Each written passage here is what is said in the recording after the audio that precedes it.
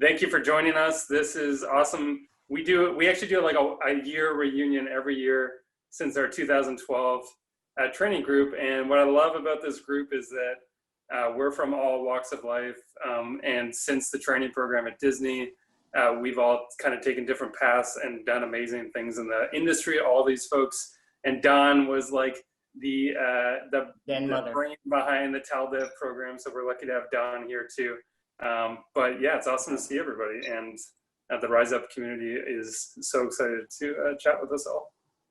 Yeah. Yes. Happy to be here. Yeah. Thank you guys for coming. And so we wanted to get into introductions in the beginning, right? So we can kind of go around, and then hot potato. That's something I learned at my workplace. Hot potato to another person, and we can talk about like who we are, our TalDev discipline at that time, and then where you are now. So Don, why don't we start with you? And yeah, go from there. You can kind of. So I forgot all the questions already. I forgot all the questions. I'm Dawn. I'm currently crashing. Am I crashing? Because I have a very unstable internet right now. You might be. So how about if I go we can hear you, but your image is frozen. Yeah, how about I go later? Put me later while I fix. Okay, cool. So Matt, what is your name? Hey. What's your name, Matt? My name is Matt. So I was in the layout department during our trainee experience. Since then, I've kind of bounced back and forth between lighting and previs. Because at the time when we were doing the trainee program, layout was definitely the most prominent way to start the process. But since then, layout has kind of evolved and incorporated lighting a little bit more, and previs is now kind of like the industry standard. So it's kind of a little bit more of a hybrid between the art department, the lighting department, and layout and camera stuff. So yeah, I've been kind of bouncing around. Awesome. Currently at DreamWorks. Cool. Awesome. Yeah. Nice. Awesome. Matt, what's your? I'm just gonna throw one more question in the mix. What's your kind of favorite project you've gotten the chance to work on since leaving Disney? Probably two big ones come to mind. I was on set for Avatar 2 and 3 for about 2 years, working with James Cameron every day, which was super inspiring. He was just like the smartest, most incredible human. Like, you know, on the weekends, he's setting the world record for like diving to the lowest point in the ocean. And then on the weekdays, we're just like shooting work as usual. So that was really cool. And then most recently, before I came to DreamWorks, I had the pleasure of working on Star Wars: The Mandalorian. So I was on set for that for about 6 months. And that was just a super fun process, working with Jon Favreau and Dave Filoni, just these guys who live, breathe Star Wars, and me coming in, like not really having that clout, like knowing everything about that universe. I kind of had to come and like hit the ground running, rewatch all the films, get up to speed. And that was just a really fun process. So that's awesome. Awesome. Pass it off to somebody else, Matt. Who's next? Oh, sorry. I'll pass it off to Jorge. I miss you, man. How you doing? Good morning. Good morning. I miss you too, brother. It's cool to see. It's so cool to see everyone. It's really, really cool after we were elbow to elbow for so long. But we'll get to it. We'll get to that. Melting pot for sure. Like, you know. Hi, my name is Jorge Gernesto Ruizcano, and I'm from Venezuela, but I'm here. I live in Los Angeles, California. I've been in a couple of places. I mean, I graduated in Art Institute of Fort Lauderdale, Florida, and then San Francisco, a master's in character animation, and then in my talent development, I got into animation. And yeah, I'm being in the animation department, and but I just say that I do storytelling because I wanna be more broad of what I do in the studio. But yeah, I'm being lead animator in a couple of projects that I'm being very innovative, innovationish, and doing a lot of stuff, collaborating outside, and those days, those months, those moments were really, really pivotal, really, really cool in the talent development to kind of bring it back to the group. We'll get to that why it was really special. I'm sure everyone talks about their experience as special, but this one was something else for sure. Yes. Awesome, man. Am I missing something? Is that, yeah. No, that's good, Jorge. That's good. You just have to pass it off to somebody else. Hot potatoes. Okay, let me see the view of everyone. I haven't seen Sabrina, what's up? Yeah. Hey. Hi, Jorge. I'm Sabrina.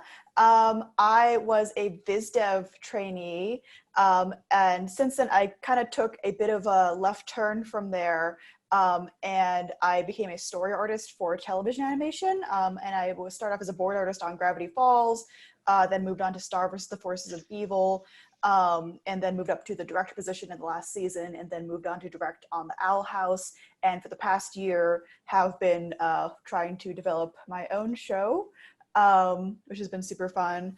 To quickly explain like how that kind of switch happened from VisDev to story, I actually applied for both the story and the VisDev training programs at Walt Disney Feature.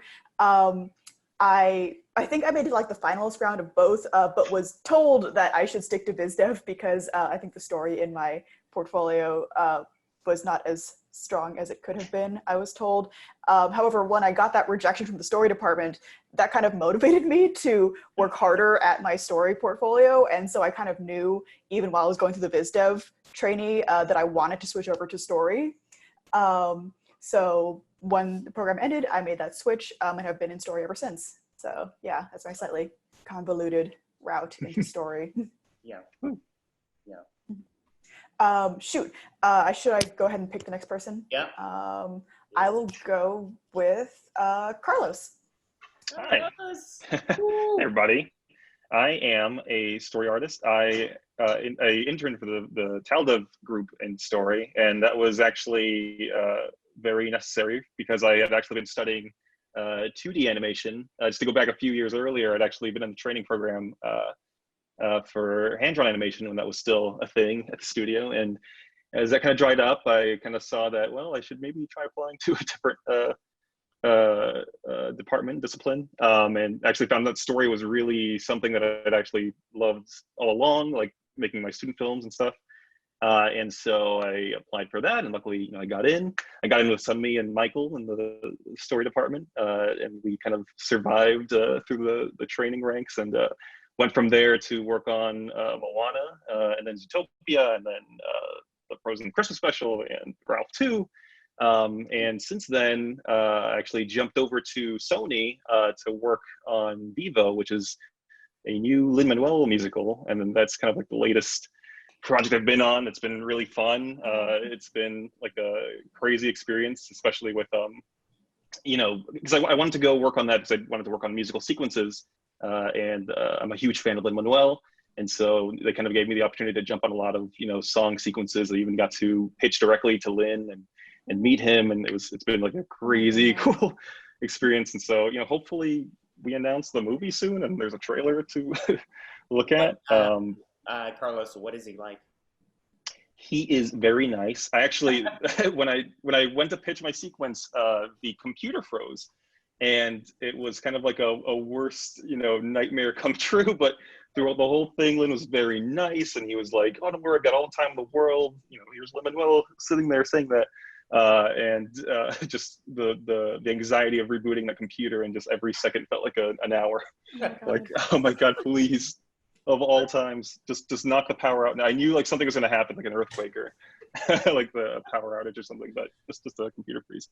But anyway, it's been cool. It's been a lot of fun. I love the story. You get to do so many things, and it still kind of shares a lot of things with hand-drawn animation. So I felt like the transition was very comfortable for me. And yeah, that's kind of a quick run through for me. I'm gonna pick Elsa. Elsa. Hi. Hello, I'm Elsa. I was in the visual development department during the trainee, and when I left, I started pursuing character design. It was actually something I've always been interested in. I actually studied illustration at Art Center, and then I developed a visual development portfolio, but with a focus on character design. So I did focus a little bit more on characters during my training time. And since leaving the training program, went over to Sony and Paramount, Nickelodeon, DreamWorks. Right now I'm at Disney Television, and I worked on the Mickey Mouse shorts, DuckTales, Big Hero 6 series, and most recently on the Proud Family reboot and The Curse of Molly McGee. Nice. Yeah, it Very was a cool. lot of fun. Yeah. Yeah, short and simple. I'll pop it over to Paul. Hi. And at Disney training program, I was in the VisDev program, or the visual development program. And after that, I went on to Gravity Falls for background paint. And then I worked on a couple of movies since one on Paramount and one on Netflix. Victor Valentino at Cartoon Network, Carmen Sandiego at Chromosphere, and now I'm at Netflix for Inside Job. Oh, I didn't know that. cool. Oh, that's Yeah. cool. Yeah, so I didn't know that. Yeah, so I've been jumping back and forth with design and painting, which is what I like to do. And yeah, I don't know. That's what I'm currently at. Yeah, man. Yeah. That's cool. I didn't know about that. Nice. I'm gonna pick Sunmee. Sunmee. Oh, you should know my name by now. Chang Paul. I thought we were friends. Oh, it's only been years since we've seen each other. It's even on her screen. It's written, Paul. Hi everyone, I'm Sunmee. I'm from LA originally, and I did the story apprenticeship along with Carlos and Michael. I was at Disney for 6 years. I worked on Moana, Ralph Breaks Internet, Frozen 2, and then I moved up to the Bay Area, and I've been at Pixar for 1.5 years now. And yeah, it's been really fun. Cool. That was a sad day when Sunmee left. I was gonna say, LA misses you. LA misses you. Oh, I miss you guys. Yeah. That's really when the whole world kind of turned upside down. I blame All Sunmee's fault. Sunmee left. Off balance. Okay, I'll pass on to Andrew, my fellow SF friend. Hi, I'm Andrew, and I did the Taldo program for animation. Before the Taldo program, I worked at a small mom and pop animation studio in Nashville, and we did a bunch of small projects, and I wanted to get into features, so I did one of the online animation programs and built up my skill sets, and then got invited to do the Taldo program. And then I did the program, stayed on through Frozen, and then just bounced around the industry for 3 or 4 years, working at different studios. I worked at Blue Sky, and did, what did I do there? The Bird movie. Rio 2. Rio 2. I was there when you were there for that. Yeah, I worked with Matt. And then we did, and then Peanuts. And then I went to Canada, worked in Montreal, and Cinderella, Goosebumps, and then that really, really bad Fantastic Four movie. I worked on that. Which one? Yeah, a really bad one. That one. And then I went to, I was in Salt Lake City for a little bit, working at a game studio until that shut down, and then I went to Pixar. and I've been at Pixar for about 4 years. Awesome. I've worked on everything since Cars 3, Coco, Incredibles 2. Amazing. Yeah, Wow. Onward, and then just recently on Pete's Soul film. Yeah. So yeah, Nice. that's awesome. I think we just have Yuri. Mike, right? No, Yuri. Got Yuri to go. Yuri, See, Mike. good to see everybody. It's been a while. It's kind of it's very cool to see where everybody's gone. I went to the program. I did the animation program with Andrew and Jorge and Trent, and it was beautiful and really fun. And since then, I kind of worked in animation a little bit in LA. Then I got to Vancouver to work on Hotel Transylvania 2, where I found out that for somebody that comes from a warm place like myself, Vancouver is very tricky. You know, it has its challenges, and I mean, and that, and a mix of a lot of other things. And I kind of decided to go back home to Israel and try to do, I guess, something a little projects that are a lot smaller, maybe, but a little bit more independent, I guess. And since then, I've kind of been doing a pretty wide range of things. I've made some music videos. I'm working for a really long time now. I'm working on a short film that is actually kind of soon will be finished, hopefully. So that's. You mean you're directing a short film? Do not be humble. Nice, Matt. And I kind of got to actually do some TV work also from Israel, which has been amazing, through some friends in San Francisco working on Go-Go Corey Carson, which is a Netflix TV show. Oh, cool. So that's been really amazing, kind of like working with all around the world, and kind of, you know, now actually that everybody is in quarantine, it feels sort of like now everything is just, you know, it somehow, it has a way that it works, I guess. So yeah, it's been an interesting ride, and yeah, so that's it. Awesome. Yuri, do you remember when you text me from the Vancouver airport and you're like, dude, everyone here looks like you? Pretty big. Yes, yeah. I had the lumberjack look. They got it. Yeah. The lumberjack look. Literally half of the caricatures ever of Trent are him in like a plaid shirt holding an axe. Yeah. That's because he wears that to work every day. Yeah, accurate. his axe too. Axe too, yeah. With the axes in the airport. It's really funny. And then so I think Michael. Mike, Miguel. you're the last one for that. Yeah, I'm Michael Herrera. I'm also a Southern California born and raised person. And yeah, I did the story training / apprentice trainee. I don't know what we called it then. It kind of changed a few times. But, Yeah. You were training. Yeah.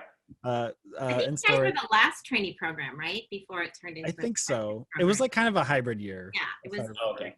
Like certain things that had traditionally been only trainee or whatever. There's a mosquito on my face. Right. But yeah, I was in story. And let's see, that was like right after graduating college. Did that for a year. Right after that, I went to Real Effects for a while. Then I went to Rovio. I worked on the Angry Birds movie, was my first feature credit. I worked on that for a little over a year. Bounced around a bunch of different projects and things, and then came back to Disney 3 years ago, somewhere around there. Yeah, and then my first foray into a gig at Disney was working on Ralph Breaks the Internet. Awesome. And I've been there ever since. Yeah, that's great. I'm glad you brought up kind of the, you know, it was the last training program technically, the way it was. And I'll just throw out there, it was such a cool time because all of us sat in the same room. If you can picture it, like, I think it was the last time, right, Don, that all disciplines sat in the same room. So, you know, I was at a table with Sabrina and Yuri was there, and it was just cool to have everyone around. You'd get advice from layout and VisDev and story. And it, choreographed, you know, we made sure of that, right? We didn't want you to be separated into your silos. We really wanted you to cross over, and look what it's done. I mean, it's pretty amazing. So cool. I remember too that like Eric Goldberg and Nick Ranieri, their offices were right there too. We just get to geek out when they walk by, and like Mark Hen was down there too, right? Mark Hen was in there too. Yeah. It's like, he painted his nails once. Sunmee painted his nails. Oh yeah. That was a fun day. And if Eric Goldberg like dropped a sheet of paper or something, he'd always make like a Donald Duck sound. He'd be like, that's like the highlight. He's a real cartoon. Yeah. But I think the cool thing about that is there was this cross-pollination that was happening where, you know, you walk in to the TalDev area and you'll see that Eric's in his office and he's working on animating something, and you just poke your head in and say something like, can you take a look at my drawings? I would really love some feedback if you're willing to do it, Mr. Goldberg, sir. And you just go in there and he's the nicest guy, or Nick Ranieri. Like you just go in and show your stuff and they're so happy to just walk through and show you where you could develop your skill set. And that was just such a useful piece of the networking puzzle that really, I felt, worked super well. Yeah. I know it took so long to work up the courage not to like, you know, I would avert my gaze of my heroes just walking past me in the hallways, and it's like, but they're just regular people. They love talking to, you know, people who are learning, and they're always willing to talk about anything, you know, ask them any questions about what you want to do or advice. Yeah, it was really surreal to have that. I remember one day we went to the zoo. Like we did that drawing day at the zoo with Mark Hen, and we were all carpooling, and somehow like, I don't know who else, but we ended up in Mark's car. And like, I'm sitting there in the passenger seat and I'm like looking over, I'm like, I'm in Mark Hen's car right now. Like, this is the weirdest potential scenario that I could possibly imagine. Like 1 year ago, I'm like reading books about Mark Hen. Yeah. And then today I'm like in his car and he's like, hey, can you grab that paper down there? Really, you know, you're sitting on his drawings. Like, That's really funny. That's really funny. Did I miss Bobby and Trent's intro while I was in my low Wi-Fi? Did I miss that? Oh yeah, you guys. Yeah, you guys You guys didn't introduce yourselves. But I guess they all know. I think you're We'll good. do I'll just say really quick that I'm lucky to you know, I still actually work with Jorge and Michael Herrera at Disney right now. I think it's the three of us there, and I joined the TalDev group as an animator. I've been at Disney since, and actually I work with like Michael Herrera and Jorge almost every day. We talk. I'm working on a project right now with Michael, and it's pretty crazy. And yeah, I miss this group. I miss seeing us all together. I have so many good memories from this, and yeah, just miss you. Aw. Oh, there we are. Look at that. I'll share a little bit before we kind of get into it. Babies. So you guys can see this.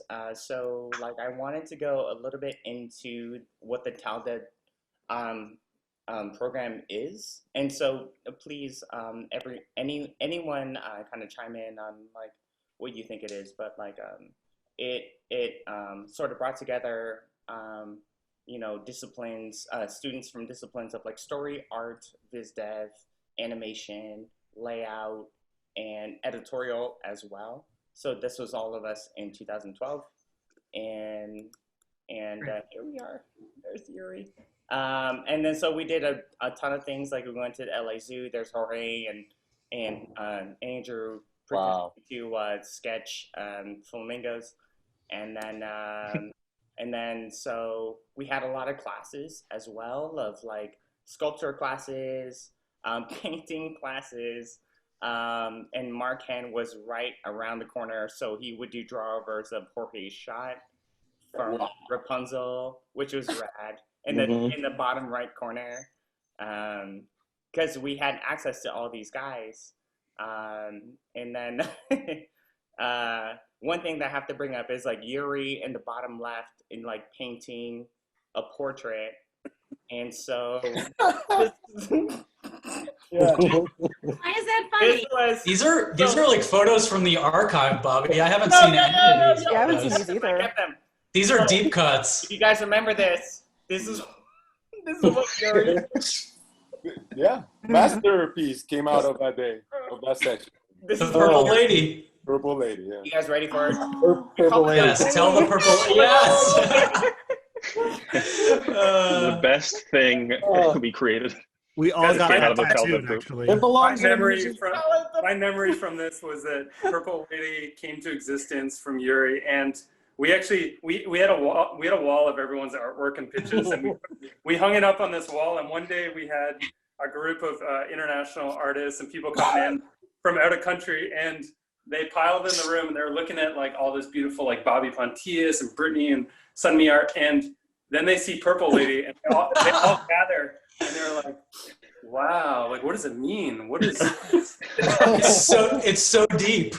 It's so I think it was a Japanese tour group. I think Yep. we all were fascinated. Purple. I remember Yuri going, I can't wait to color the eyes. Because he was so patient about it. He did everything, right? Before he did the eyes. It was at the very last. I couldn't wait for him to add it in. It's Anyway, like, couldn't wait. Yeah. Where is the painting now? Is it hanging? In a museum somewhere. It's in the Disney vault. sorry. Jorge, do you still have it? Oh, I have it? I think you had it last. Well, if I have it, I have it in you know, in my You must find archives. Yeah. Safe storage, yeah. And so this is kind of us like kind of bonding like on that cold outdoor like morning. Oh, it was so cold. Yeah. We're just like Yeah, it was so holding cold. on to And our then coffee. None of us are painting. Like people are painting. Yuri's painting Purple Lady, and we're like, fuck that. We're just Where is this? That's out back. That's Behind behind the studio. Oh yeah. Mhm. right behind the studio. And then here's Jorge getting feedback from the directors of Tangled and not taking it. And Which is part of the developing part. You know. Ignoring things. Even if Following your heart. learning how to cope with feedback, you know, you have to do it. It's, at the end I put it implemented, but it was a early lesson that I still today. Anyway. Mm-hmm. it was like the directors of Tangled came down and gave Jorge feedback on his shot, and when they left, he was like, "I don't know about their feedback." What do they know? I love that. No, but I'm being funny, but at the same time not, because I remember that it was, you guys just saw my raw response right after they left, right? Mm-hmm. And my raw response was just a feedback of my work for months, right? And that's seriously the artist kind of responds to it, you know, when you're early and raw, and it can get in the way of success because these people know what they're talking about. You gotta take it in, and it was part, you know, and you learn through this stuff and through people like friends like you ridiculizing the idea of me putting a Grinch face at those notes. Yeah. And anyway, It's just funny when they left. And you're like, I don't know about this guys.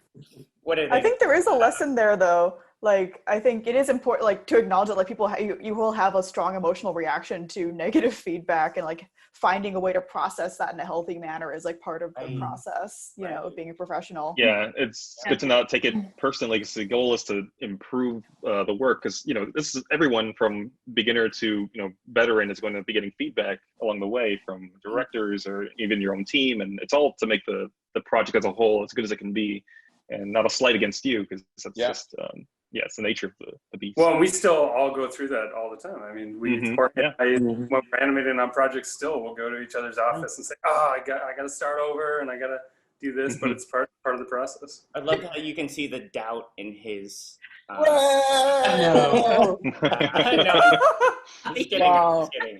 That's a joke. Planning his trip back. Yeah. He's like, nope, this is not Look good. at Byron saying, no, I don't know about this. No, but it's a good lesson, because I was trying to explain myself, you know, it's part of the raw artist thing. Right. That's the thing you learn so quickly as an apprentice, though. Like, they're treating you like a professional. Like Yeah.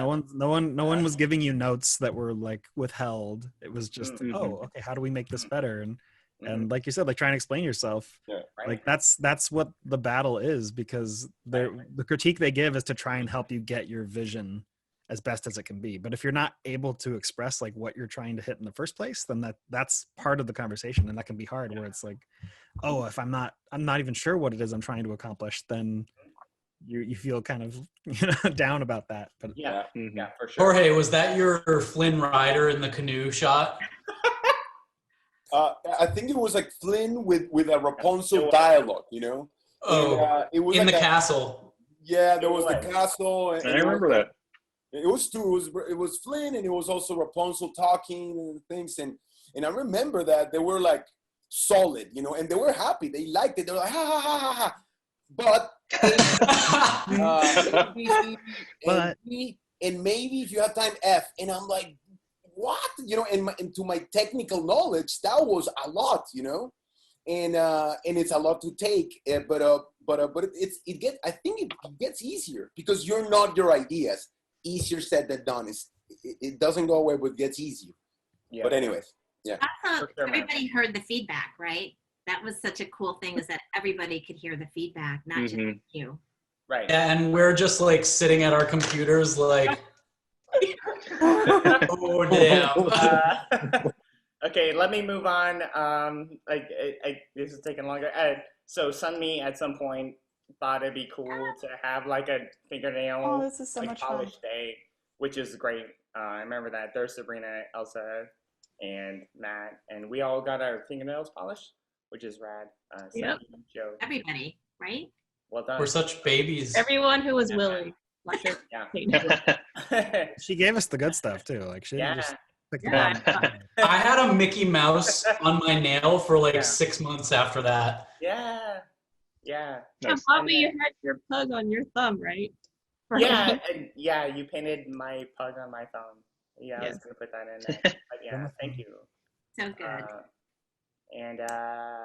So this is really quickly. This is when the story artist trainees pitched us. The rest of the trainees are their sequences, and Oh, I so remember that. it was their first kind of kind of foray into like pitching, you know, to a group, which is great. Carlos with a Satan fork, and then this is at the end of training. Oh. You know, a lot of us made it and a lot of us didn't. But we sort of kind of Good time. you know, made Where's it Brittney? kind of like We life swore long. vengeance together. Where's Scotty? Yeah, Brittney couldn't make it today. Brittney, Or Tyler? You couldn't make it today. Where's Yeah, Tyler Tyler? couldn't make it. Tyler, Scotty, and Brittney. Yeah. But a lot of us made it. Animators made it. A lot of us didn't. So, but that's okay. That's fine. Yeah, and hey, Bobby, this might be a good time. Is that the last slide, Bobby? Yep. Yeah, this might be a good time, Don, because your internet had cut out.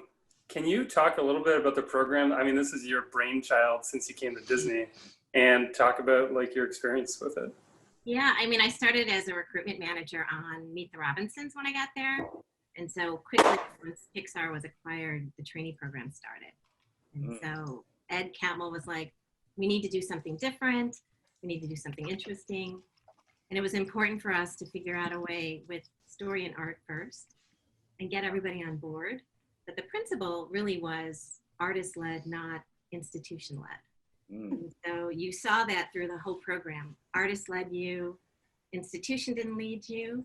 And I think what was great was different leaders. Like, I'm not sure if you had Deb or Melissa or Zulema, but there are different leaders of the program. And our philosophy was let the artist lead it. And it turned out really well. I don't know how many former trainees were part of the time that I was there. I left in 2018. Yeah. And it's still going on though. So I'm still meeting new people who remember me or know me. So that was kind of nice to say, I know you were there.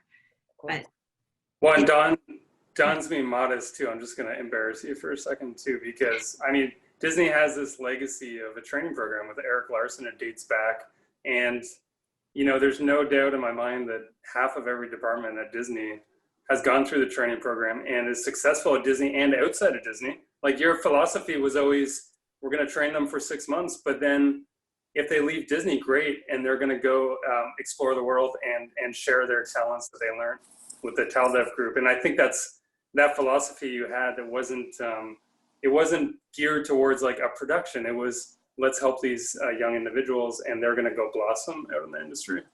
I think that is a credit to Ed Catmull. He was very much about, this isn't just about us, it's about the industry. And so we always went into that philosophy through the whole program with that. You know, those who can stay, stay. Those who don't will go on and do great things. So clearly, that has happened. Yeah. Thanks, Trent, for letting me do a shout. Well, I remember. Great program. Well, I remember so well, like the first year you had it might have been, was it 2007, Don? 2007. So I remember like there was an animation podcast done by Lago-Kaytis, and he had a group of like Brittney Lee and Lorelei Bove and others on there, and seeing, like, hearing them talk about the program, I know for me and for a lot of you out there too on the panel, was like, holy shit, this program exists. Like you get paid to get mentored one-on-one at Disney. Just incredible. So incredible. We were all very lucky to be there, for those of us who were there at that time. But yeah, it's a real special place for all of you outside of listening in. Get into that program. It's super cool. And I'm sure we're going to talk about that, right? It's a super cool program. For sure. I remember Disney came and visited at school. They did some portfolio reviews, and they showed during Tangled, they did like the studio walkthrough. It was like one shot, like one long shot where everybody in the studio was like lip syncing to some song, and it was like during Tangled. Oh, it's the Tangled. And yeah, but I just remember seeing how cool the studio looked, and I was like, I have to do that. Like, how do what's the easiest way to get my foot in the door? And everyone was saying that the TalDev program was like a great first step. So we were part of a major shift in the company, right? This whole program was a shift to thinking, even though Eric had a great program himself, but in the contemporary times, you guys are fighting through like everyone else to make this successful. Well, I remember, like, let's kind of get into what about your portfolio and your demo reel helped you get into the program. So, like, for some reason, like Carlos, your story portfolio, how did you? Yeah, what would you recommend for story artists that are looking to get into training programs like this? Because I remember what resonated for me was you're telling personal stories. Yeah, I mean, I think a big part of creating your portfolio is kind of putting as much of yourself as you can in there, because everybody's got a different way to tell the same story, and like little nuances and touches that speak to who they are. There's like generalities, like, you know, show don't tell, you know, not too much dialogue, show how you, we got a little echo loop. Is that don't let me hear it. I'm sorry. Yeah, so it really helps to just kind of, it helps you stand out, like to show how you would tell a certain story, you know, and draw from life experiences. There was one section of my portfolio where it was like just my near-death experiences and how specifically I thought in these moments I would die. And it's one of those things like, if it's entertaining and, you know, fun for you to do, I think other people are gonna see that too. And yeah, because there's so many, you know, ways to tell the same story, and everyone is part of a story team for a reason, because you all have something different to bring to the table. Bobby, can I add to about Carlos? When he was an intern, he made a student film that was so advanced. I think you were in first year. I think you were in first year, right? When you're hyping it up too much. Well, it is so. Like, I remember standing with Andreas Deja as we were going through your particular reel, and just how advanced you were for a first. I think you were a first-year student when you came into the internship program. So if you can find that out there, please find it. But it was he was thinking about everything: camera, staging, timing, story, everything. He has advanced since then, but I wanted to put that out there. You're too kind. That's all I'm gonna say. Yeah. True. Yeah. I think Sunmee too can speak to a similar experience I had, because I was coming from 2D animation, but so was Sunmee, or you were more VisDev focused too, like coming from school, right? So it was kind of scary jumping into story. I don't know if you want to touch on that. Yeah, I was really conflicted throughout my time at CalArts because everything seemed really interesting and cool. And I thought it was going to go in the VisDev direction. But actually, it was fourth year when I took a class with Steve Anderson. I took a story class, and he really encouraged me to apply to the story training program at Disney.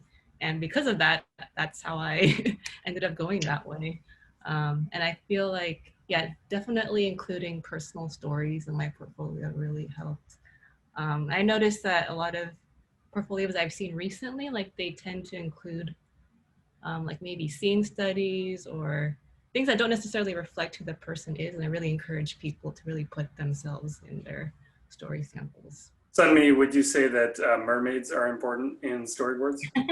Very important. That's the number one thing. Especially if you're applying to work for Sunmee. Yeah. Mermaids only apply.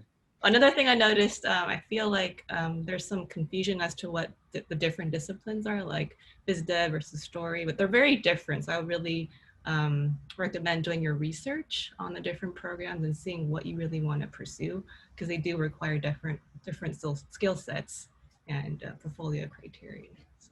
When you got in, Sunmee, for the talent development program, what did you have in your story portfolio? I think I had 3 different storyboard samples, and they're all kind of based on either personal experience or something I was drawn to. And I also included like some vignettes of story moments involving ocean stuff. Because I remember specifically her portfolio, because it still is one of the best story portfolios I've seen. You had 3 panels, you had like 4 story beats, but it was your cafe sketches that really stood out. It was like a dog and architecture, right? You had this variety, but your portfolio, if anybody can find it, is still one of the best story. Too kind. I'm serious, one of the best. We should post that out there sometime. And you know what? I'll just add to that too, just to give you some more Sunmee goods, is that that I think you're the only one in this group, Sunmee, that you actually had gone to school for something else. And we have a lot of Rise Up participants that are like changing careers or went to school for something else, and they're thinking, you know, I'm already mid-20s, it's too late to start, but you switched careers, right? Yes, so I went to undergrad at UC Berkeley. I majored in linguistics. Realized on graduation day, like, oh my gosh, this is the wrong path for me. I made a huge mistake. Like almost panicked that day, but I ended up moving back home. Though, right? Huh? Better late than never, though, right? Yeah. So yeah, I had finished undergrad at that point. I moved back home, decided I want to go into animation, and took time to build a portfolio, and then got into CalArts, thankfully, and did that. So when I went to CalArts, I was like a lot older than everyone, and I was really self-conscious about that for a long time. Then I realized after getting into the industry, like people come from all walks of life. Like everyone has their own different path, and it's okay. You don't have to, you know, get into animation right off the bat in high school or college. Like it's okay if you take your own path. And I'm very thankful that I did undergrad somewhere else first, because I feel like that gave me more life experience and things to draw upon. So it's never too late. It's not too late. Yeah, of course. Until you're Look who showed up. Yo, you're Trent Correy. Another Trent. I'm Trent Correy. I'm jumping on because Sunmee, with your consent, I actually have your portfolio handy that I could share screen for everyone to see right now. Oh, spicy. One of the best. Not to pressure you to say no, but I have it geared up. Sunmee? Yeah, zero pressure. For the industry. Okay. Everyone's saying it's for the greater good, Sunmee, okay? It's good. It was a It's really good. She's gonna be all fake ashamed. Redact this from the recording. It's like a queen. Ooh. Whoa. This was from my student film at CalArts. Which film is this? Was this? Oh. This is my 3rd year film. You're good. So Matt, what did you respond to? What did you guys respond to? like Dawn said, especially these sketches, right? Because to go back, for anyone like looking at something like this for the first time, we do not expect to see storyboards in color because you're not boarding in color when you're with us. But I mean, still, it's very clear and charming what she's doing here. But it was like these sketches right here, because they just show so much personality. They're just like very clear moments that like everything you need to know about the scene, these characters are all right here.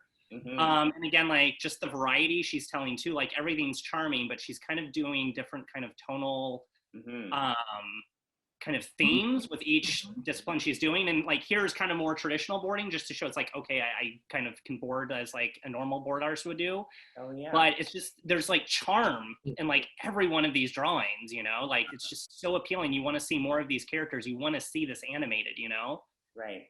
Oh my gosh, I can't believe we're looking. This is so great. This is my husband. He almost got shot by his dad. And then, yeah, here's the gesture drawing that Dawn was talking about before. Yeah. Oh. So much variety. Just super smart. Like she knew who she was also talking to. She was applying to Disney, and she created a book that really addressed what we looked at the time. Yeah. Yeah. Great. Wow. Yeah. Great. Just superb. Of course. Sunmee, the perfect example of like it's never too late to start, you know, change careers, and look how dang good you are. Holy smokes! Yeah. Right, Trent? Did you see this before, Trent? Have you seen? I've never seen this, and I'm like, man, I've never seen it. He drew better than me applying to Disney than I do now. She drew better. She draws better back then than I do now. But like I think, yeah, I think it like everything that you guys have said. I mean, that's perfect. I think definitely like thank you, Matt. Like you want to show that you have a curiosity of life, like and you're just interested in learning things, and let that show in your work. Yeah. Sunmee, from individuality. portfolio, and then when you're looking at story portfolios now, is there something that you love to see from potential story candidates? Sunmee? I can't emphasize enough like personal stories. Like I feel like that's when people do their best work. It just comes out naturally when you come from that angle. Yeah. And you know, now might be a good time too to just say Matt Roberts, everybody. He, you know, I think all of us were either recruited by Don or Matt, and all of us got the call. You know, I still remember so well the call from Matt, saying we got the job. So these two together, you know, made this happen. So thanks for Zoom bombing in, Matt. You gave me the hack code to do it. I will say for this group, this was like, I think one of the few TalDev groups that was like the lawn play group where like me and Don had like relationships with all of you for so long. And this is like the program where it finally paid off, or like you've been listening to our feedback for years. And then like every one of you kind of like, this was finally you getting into Disney after like 2 or 3 times to you know, like try for it. So again, it's just testament to you all, and that, I mean, you actually took the feedback, you kept growing, and then you like earned the success that you all have now. Yeah. So. I think it's a good reminder that like for anyone out there trying to pursue this stuff, like the research you need to do into wherever you want to work, and just the human side of it. Like we were all emailing Don and Matt for years in some cases, you know, and like just knowing like there's a real human out there that you can talk to and get advice, and again like taking that feedback and applying it. You know what's so really funny on that note, Mike, like with Dawn and Matt, like I run into a lot of people that kind of email recruiters nowadays, like in different studios, and no one gets back to them. But I remember Matt and Dawn always got back to me, always. You know, even if it was kind of bad news, good news, or just kind of informational stuff, they always got back to me. And so, I mean, like, I think like we appreciate that. I mean, like, it's a small thing, you know, to respond to an email, but it means so much coming from, you know, Seattle, Washington, or halfway across the world. So, you know. Hey, Bobby, I have a picture of you meeting us at SeaGraph. You're in the audience, actually.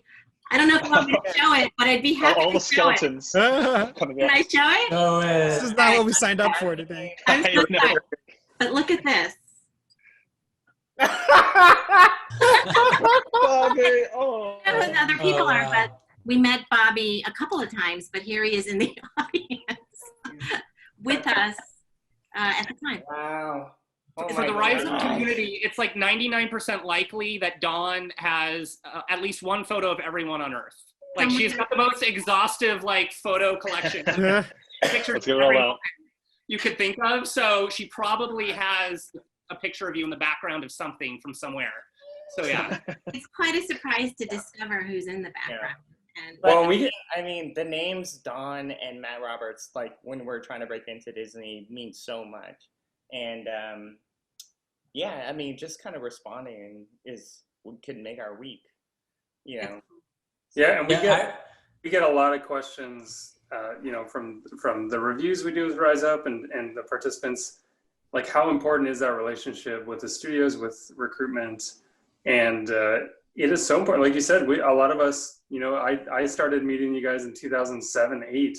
I didn't get in until 2012, 5 years later, and it just took a long time. I know I speak for everyone here that we all had that similar relationship.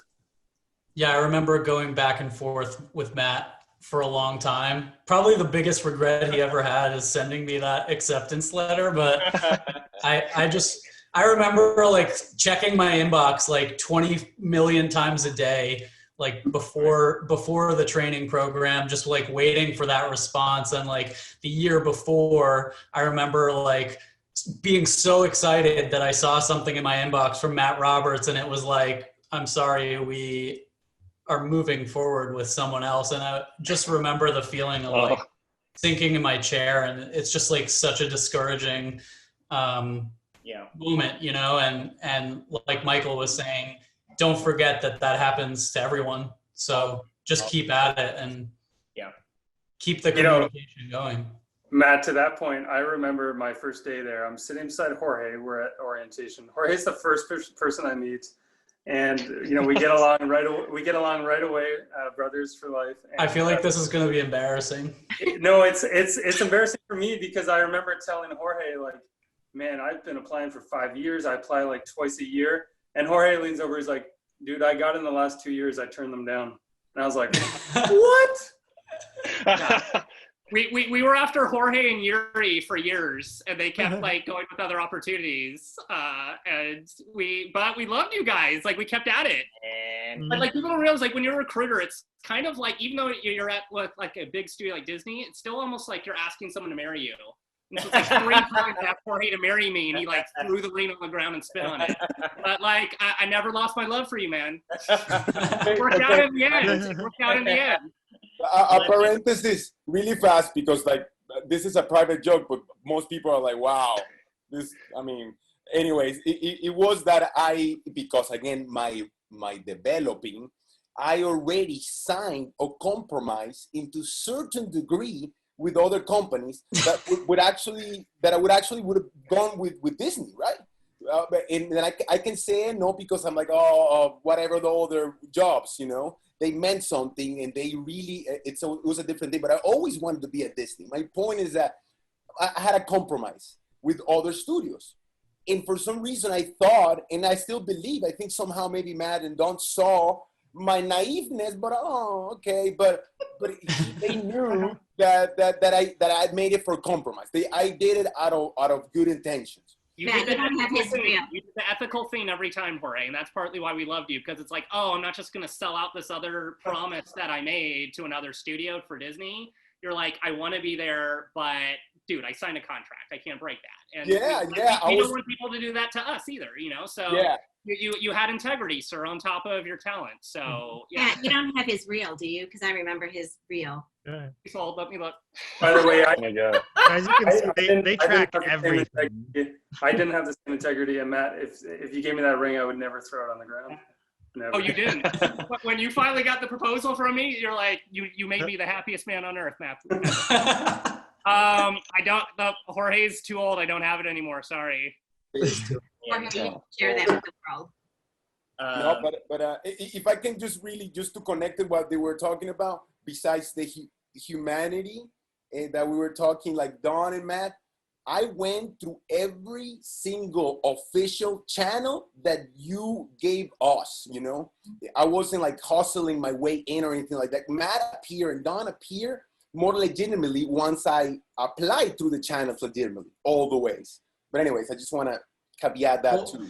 To piggyback off of that real quick, I think one thing that a lot of students forget about is networking. And I think networking is a huge part of the animation industry. You know, like it's a very small community. You're going to work with people multiple times. Like if you, like this group, I've worked with a handful of people again in different capacities. So I think not forgetting to like make that outreach, cultivate those relationships, because, you know, if you're going to grab coffee with someone, like not wanting something from them, but just because you want to like catch up and actually see how they're doing, cultivating those relationships long term is going to help you immensely. Because I feel like too many people, they're always looking for something, and that's not the long play. You know, don't just like call someone to go out and be like, give me a job. Call someone to like build a relationship with them, and then like expand your network so that you have opportunities in different places when you need them. Because I feel like if you're not trying to take advantage of people, then they'll be looking out for you. Well said, Matt. Well said. Absolutely. I think I also, love you, Matt. Looking at the trove that Don and Matt like remember and keep and have, like a big thing I think new people kind of forget is showing growth and improvement over time is just as valuable, if not more. Like don't ever go in with the expectation of like, I've got to knock it out of the park this year or that's it.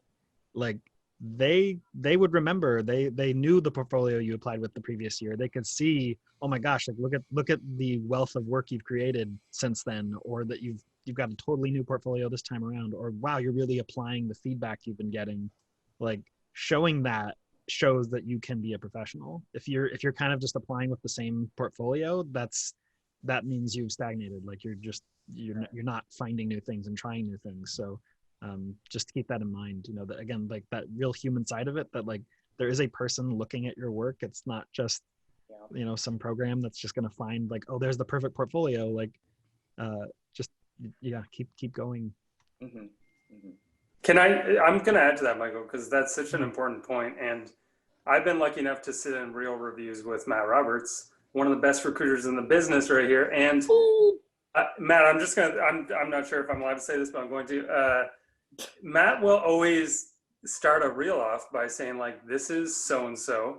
They went to school here. They've applied multiple times, and we see them every year getting better and better. Last time we met with them, I gave them this feedback, and they actually worked on it. So he's actually, you know, to a room of animators that are reviewing, or story artists, VisDev, reviewing the portfolios, Matt's telling us that information. So to like further emphasize Michael and Matt's points, they're talking about like, this person's a good, you know, team worker, and they have perseverance and all these great skills. So yeah, I mean, we've sometimes seen, I've been in some of the story reviews, like where we've seen people in very close proximity of applying, like they've applied within the same year, and then going like, oh my gosh, it's the same person. Like they did every note, like they totally transformed their portfolio. That shows a lot. That's awesome. Have you all talked about animation portfolios? Just curious, because you're right. Is this how many hours? 3-hour session? How many hours? 9 hours. 9 hours. Okay, great. Yeah. But you have like one of the best riggers. You're still doing them amazing rigging, right? And animation. He's directing now. Now he's directing, but you understand rigging so intuitively. I mean, Yuri in our program was one of the best animation trainees, and he can kind of do it all. I remember he was top 4. And he was fast too. I mean, like Yuri kind of came in, and it was just kind of like, he was super fast. He got his stuff done early, and then he would shoot the shit with us, and joke around. Like I remember like Yuri. We had some like Japanese sort of animation experts kind of come in and that kind of stuff. And then we remember Yuri, they kind of came around, they looked at all of our work and that kind of stuff. Was that when Atomo came in? Maybe. Maybe it was something Sort of. different. They kind of came around, Don showed them around and that kind of stuff. And then like they kind of came around to my desk and like they met us all. And then Yuri is like, thank you for coming. And then at the end he was like, why did I bow? And anyway, I remember in Yuri's work. Sorry, Yuri, and just saying like Bobby said, he was always the first animator done his assignment, and we knew that like he's gonna be on the bigger things in like a year, and he's a natural director. And if you guys don't know his work, it's his short films and music videos are just awesome. Amazing. But I mean, it was to me, it was such a just very informative and strong.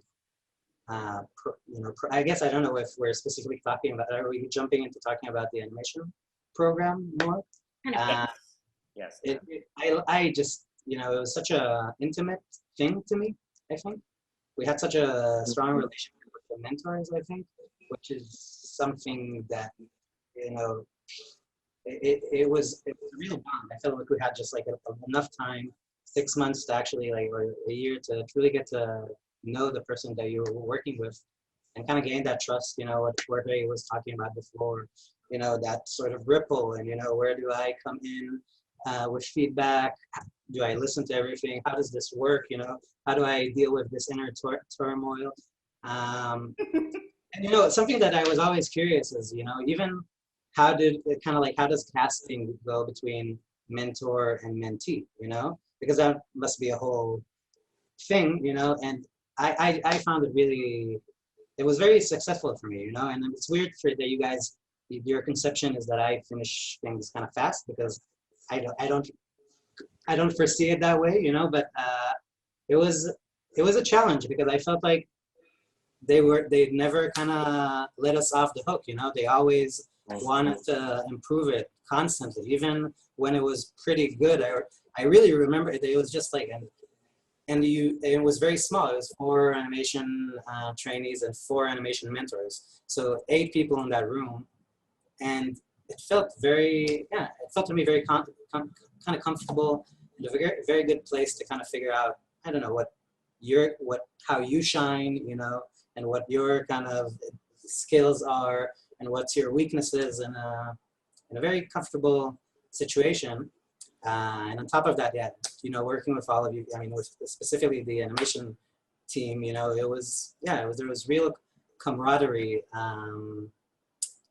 And hey, Yuri, now might be a good time to segue to the mentoring because, and I'd love you to start off by just saying like who your mentor was and maybe we can do the hot potato thing again and just say like what a mentor has been for you in the industry, because all of us have benefited from people that are like willing to give back on their own time, mentor, and kind of like help us all grow individually, both artistically and personally too. Yeah, so my mentor was Jason Figliosi. That's perfect. Who's actually animating a shot on Yuri's film now. Shut up. To make it full circle. Stop it. Mentor becomes mentee. Well, no, not quite. Still mentor, mentee. Everything is in order. But he was perfect. He was really. I'm very grateful for that choice. He was very different, I think, animator from me potentially. Kind of like just beautiful sense of humor, timing. Just incredible. And he was just like, even like in terms of personality, it felt like it was just like very comfortable to go up there and, walk up to the animation area, just go into their offices, go into Jason's office and just kind of, talk to him for an hour and a half in a very relaxed, very comfortable way and really figure out the shot together, and it always felt like there was very much the sense of, okay, we're trying to get this together and figure it out. And I think it was a huge influence on me for sure.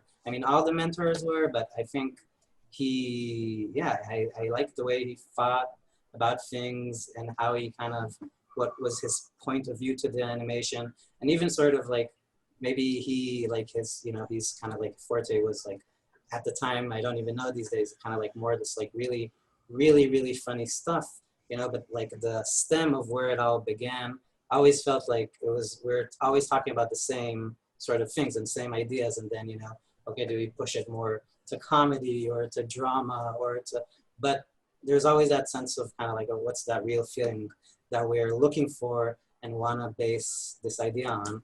And I think that made it really a great natural fit. I'll pass my potato to Paul. Oh. So my mentor was Ryan Lane. Oh yeah. And yeah, and I think 4 of us, we had Corey, Helen, Ryan, and what's the last one? Bill. Yeah. I was gonna ask Paul really quick, like, what was the hardest assignment that you had to do in the VisDev department? You know. Wow. What did we do? Oh, I think we had Peter Pan, right? Peter Pan. Where we picked. Sabrina, Elsa, yeah. Yeah, I forgot. Yeah. I did the Jungle Book. Okay. Oh yeah, you did the Jungle Book. Yes, that's right. Yeah. That's right. Mm-hmm. Yeah, I think we did like our interpretation of it, mm-hmm. and we had to come up with our own research, and yeah, it was. I can't remember. I think. Yeah, I think. Spain. Peter Pan in Spain. Was it in Spain? Yeah, I think it was. I can't remember. Don't worry. You don't have to remember, Paul. All right. Put that part of his life behind him. Well, part of it was also, I think there was also very little sleep, a lot of stress, and very little sleep. So it's kind of a blur at this point. But you guys are like reminding me, so that's good. Yeah. I remember like one time Paul like is like, "Hey, is this your green jacket?" And it's like, "Yeah, man." And he's like, "I used it as a blanket last night." I left at the studio. I think everyone's jacket was used by Paul at some point as a blanket. Yeah, I think I was accused of stealing somebody's jacket. Was it Carlos? I don't know. I mean, I feel like you can have it. Yeah. If it's keeping someone warm, I don't mind a jacket theft. We'd all walk in at night, take off our jackets, tuck Paul in. Give him a little tip. And you could always count on, if you were coming in early to like get something prepared to show in the morning, someone would be like sleeping on the couch, snoring like at 7:30 a.m. Yeah. Actually, that'd be good for like you guys talk about, like the VisDev group would always like, because for every department there would be a weekly review, and the VisDev guys would always be like pinning stuff up on the big board, and we'd all kind of get to see their latest work. But I don't know, what was that? What I remember from the VisDev group is that there was me, Paul, Elsa, and Sabrina. Sabrina and Elsa would be the most productive throughout the week because we had weekly check-ins. Mm-hmm. Elsa would have so much work to show. Sabrina would have so much work to show. And then me and Paul would have like 2 or 3 drawings. Because I don't know why. I mean, like, Elsa and Sabrina were they're hard workers. And so, man, every week. Remember, Paul? Like, we would... Yeah, no. I think at the final review, like, they got you, like, they had, like, pieces where they can pick from. I'm like putting every single thing I've done on the board. I feel like you guys are selling yourselves a little bit short, though. No, like, Bobby, no, I, not. like, No. like, Bobby, I feel like you always had a lot. Sorry, go ahead. Sorry. No, I feel like, Bobby, you always had like a good chunk to show. And I feel like, Paul, you did these like very intricate like environmental paintings, which would take a lot longer than my scribbles. you rendered your paintings, so. Yeah. And I feel like for me, like, creating a lot of work is really just like anxiety, number one, and number two, me trying to sneak my way into the story department, being like, look how much I can do. I'm generating story ideas, and sure, they have design elements in there, but it was really just an excuse to like explore story things. But I mean, there is a big storytelling aspect within visual development, so like it's not like it was completely unrelated, but like, yeah, that was always my passion for. So I was always just like illustrating ideas and concepts out there. And also, generally speaking, if no one gives me a limit, I will assume the amount I'm expected to do is infinity, which is not healthy. But that's why I tended to create more. It's just kind of like, I don't know how much I'm supposed to make. I guess it's everything. Yeah, no, I was actually kind of inspired by you, Sabrina, because I was like, wow, she is like generating so much ideas, like during reviews. I was like, oh my God, I'm like definitely not thinking as much with my like VisDev pieces. So I think that was like a really, that was like very inspiring for me. Yeah. Sabrina, remind me who your mentor was. Oh, that was Corey Loftus. I mean, like, if you want to talk about like being prolific, like he was insane. Like, I remember like one time, I feel like this was right at the end of the trainee program. We went into his office and like they're working on Frozen, and I think they were really this kind of crunch on it and these like very late stage rewrites, and he was generating a lot of stuff. I remember it was for the Love is an Open Door sequence, that song sequence, and like he had all of this work up on his computer, this beautiful, fully rendered paintings. He'd come from video games, and so like he knew how to create work so quickly and to generate it. And we were like, wow, how did you create all of this so quickly? And he's like, oh, no. I've been working on this all week, guys. Don't worry. It was like Tuesday morning, you know, like that was like, oh, I've been working on this all week. You know, like he was the fastest person I've ever seen. But he was also a really, really great mentor, very, very just like practical, which is honestly something that really, really fit for me personally. Because again, I have like something of an anxious personality. I need clear, concrete things. I don't do very well with kind of like, you know, like just, you know, use your imagination, think about it, like generate ideas. And you're like, fix this, here's how we do this, you know, use this filter, use this, da-da-da-da. Like I like clarity and just like, you know, just down to earth advice. And he was just like so good at that. Like absolutely, completely, you know, despite how skilled he was, very, you know, unpretentious, just very matter of fact, and just very good at kind of like, I feel like putting you at ease. And like, even if you'd had a very bad review the previous day, it was like very good. Like, here's how we're going to solve it. And, no big drama or anything, just like very, very chill guy. So yeah. Matt was the one who recommended Corey was fairly new, I think, at that time, right? But Matt was the one who recommended Ryan, Helen, and Corey as mentors for this particular class. Ryan and Helen actually were former trainees through the program, so they can do like that.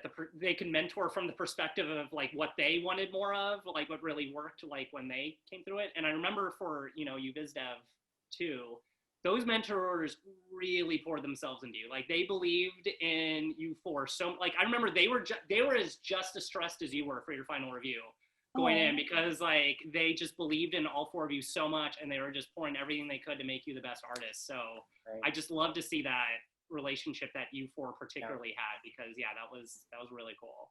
And Elsa, you had Helen, right? Yeah, Helen was great. She more focuses on backgrounds, and she knew that I had more of an interest in character design. So she actually introduced me to other artists working at the studio who focus more on character drawing or animation, and she had me kind of like go to them for advice and feedback as well.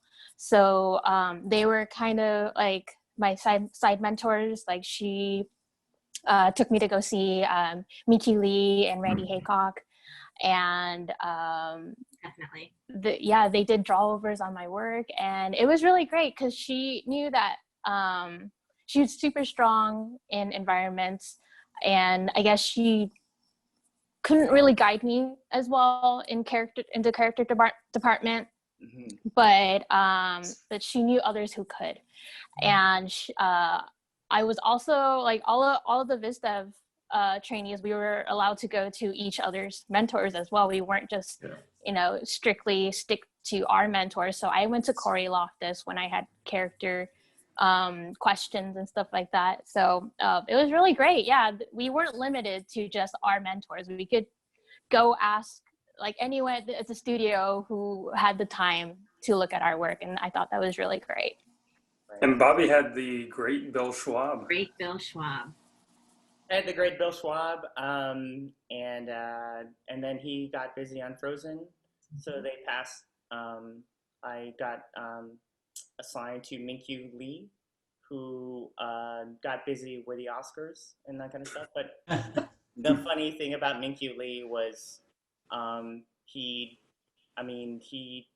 had his standards were up here. Everything that I drew, he was like, I don't know, man, I've seen that before. And Minkyu was so intense. I remember some of those reviews. Oh my goodness. Yeah. I mean, like, he really, really pushes you. Just kind of like everything that I did, you know, Sabrina, just kind of like, well, I've seen that Disney design before. I've seen it before. Or I've seen this in Snow White and the Huntsman before. And I'm like, I didn't see that movie. But like, I think he really was trying to push for something, trying to push animation into something design-wise that they had never seen before. And I remember I did this, I had this project that was like Billy Elliot with dogs and cats. And he was super honest, and he was like, I don't know why you would design a dog doing ballet. I just don't know why you would do that. And I'm like, Man, God. That's a good question. Ouch. I don't know either. I remember those, man. You went through a trial by fire with Minkyu. It was rough. And so, great mentor though. Great mentor. Yeah. But anyway, but yeah, you know. And Bobby, isn't the show you're developing on Disney TV now? Isn't it about dogs doing ballet? You're gonna prove him wrong. I want to hit him up sometimes and just go, I'm sorry, man. I didn't know what I was thinking. I was really desperate to get on Zootopia, and oh, is that true? Oh. That's all. Yeah. You know, I mean, because that's kind of what you kind of do, right? Like, what's coming up in the future? Like, there's Zootopia and there's Moana, and you're like, that makes sense, though.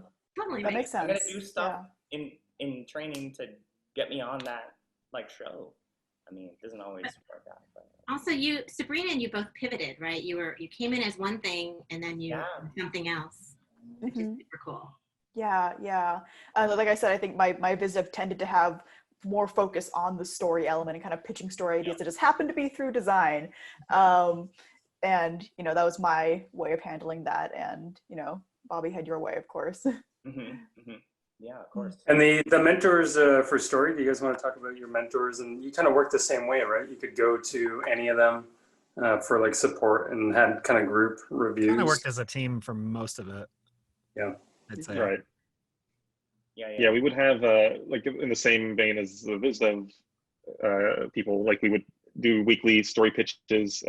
At first, the program started off with more kind of assignments that were catered to kind of developing your skill set. Like one of the early assignments was like, okay, here's a Disney character, draw them in 100 like character poses, like storytelling poses, just to get, you know, what's the story happening just for this one pose, and stuff like here's you know, a thumbnail assignment, like watch this movie, do a board of a page of thumbnails, just to kind of train your mind and your hand at like just getting that quick, you know, sketch in a square, because it's all stuff you're going to use when you're boarding like bigger sequences.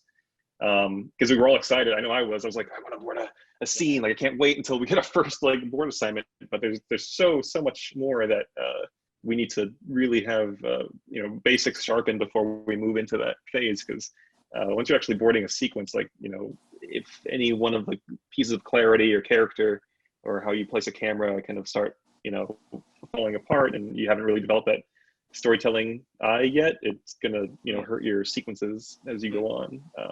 So it was a nice kind of ramp into that. But we would move on to start pitching to our all four of our mentors at the time and each other, because we'd all be in the same room, and it was good to kind of simulate that story room vibe, right? Because when you're working on a film, you're going to be pitching to the directors, the writers, the producers, the whole story team, and you know, you're going to have to, you know, listen to feedback from everyone. You know, they're all going to watch it, they're all going to tell you what worked, what didn't work, and so in the trainee program, it was like a nice little version of that. Like you would get, you know, notes from your mentors, they all had great advice. You know, we'd all see how we all interpreted the same assignment. I don't know if you guys want to talk to that experience too. Carlos, what are the biggest notes that you got personally as a? This is something I still struggle with, but I would tell everyone, like, just don't overboard things. Give yourself less work to do. Focus on the story drawings, because I came from animating in 2D, and that's, you know, key drawings, breakdown drawings, and, you know, for storyboarding, it's storyboarding. What is the story drawing? And I feel like I would kind of overcompensate with like a ton of drawings and little animation. And I mean, I liked doing it, like I liked doing all these drawings, but it was also, you know, way more work than I needed to do. And so, you know, there'd be a lot of shortcut, like cut the fat notes, just like, you know, do you need this? Like, what is this doing for your sequence at large? Like, you know, sometimes little nuances help, but, you know, you don't need to animate, like, you know, the person like every step of the way as they walk through a room or something. That's something that, you know, it's going to go to layout, it's going to go to animation. Every department's going to plus what you submit, and so just focusing on the right things in your board. Do you guys Carlos, I remember seeing your Lilo and Stitch. No, I was just gonna say that. Like, yeah, remember, like, that was number one. Like Carlos's short film idea, Stitch Goes to a Dog Show, and it was like 2 hours long. But a short it was film. like 1,000 pounds or something. It was just the worst thing I'd ever done. It was impressive though. It was super impressive. I just like I still remember that board. It was amazing. But I think about that even sometimes today, like, oh man, I could have cut out that. Like, why did I do this? There's so many ways to tell a story, like half the length, maybe a quarter of the length. And why did I do that to myself? So Carlos, learning how to be efficient. Oh, my mentor, sorry, it was Jim Reardon, which I was really excited about because he was a director. It was a supervising director on The Simpsons for a long time. And that was one of my favorite shows growing up. So, you know, Jim was a really funny guy. He has like a really, you know, distinct personality, and he has this ability to just cut like a hot knife through butter when it comes to, like, you know, critiquing your scenes. Like, he can identify immediately, almost without thinking, just like, what is your sequence missing? Why are you doing this? Like, you know, well, the point of your scene is this, so, you know, you should focus on this thing. And you'd hear stuff like that and be like, yeah, why didn't I do that? Like, am I an idiot? Like, it's just like, what have I been boarding this whole time? So yeah, Jim was really great to just kind of get that blunt kind of immediate, you know, feedback for stuff. It was very valuable. Yeah. How about you, Michael? Who's your mentor? My mentor was Nicole Mitchell, which is also really cool. Like, someone whom I had seen their work online and adored their films they made in school, and was a big fan of her work. So. Sour Bill short. What's that? You did that Sour Bill short. Right. Oh yeah, that was my final final assignment. But yeah, like, she was a great mentor, and she very much, like, in addition to all of the story skill set, like, she was a great person for me because I was so, like, vomiting blood, stressed out most of the time, and she is just so mellow about it and just very much instilled in me, like, there's nothing, like, just and okay. So she was a great person to be paired with.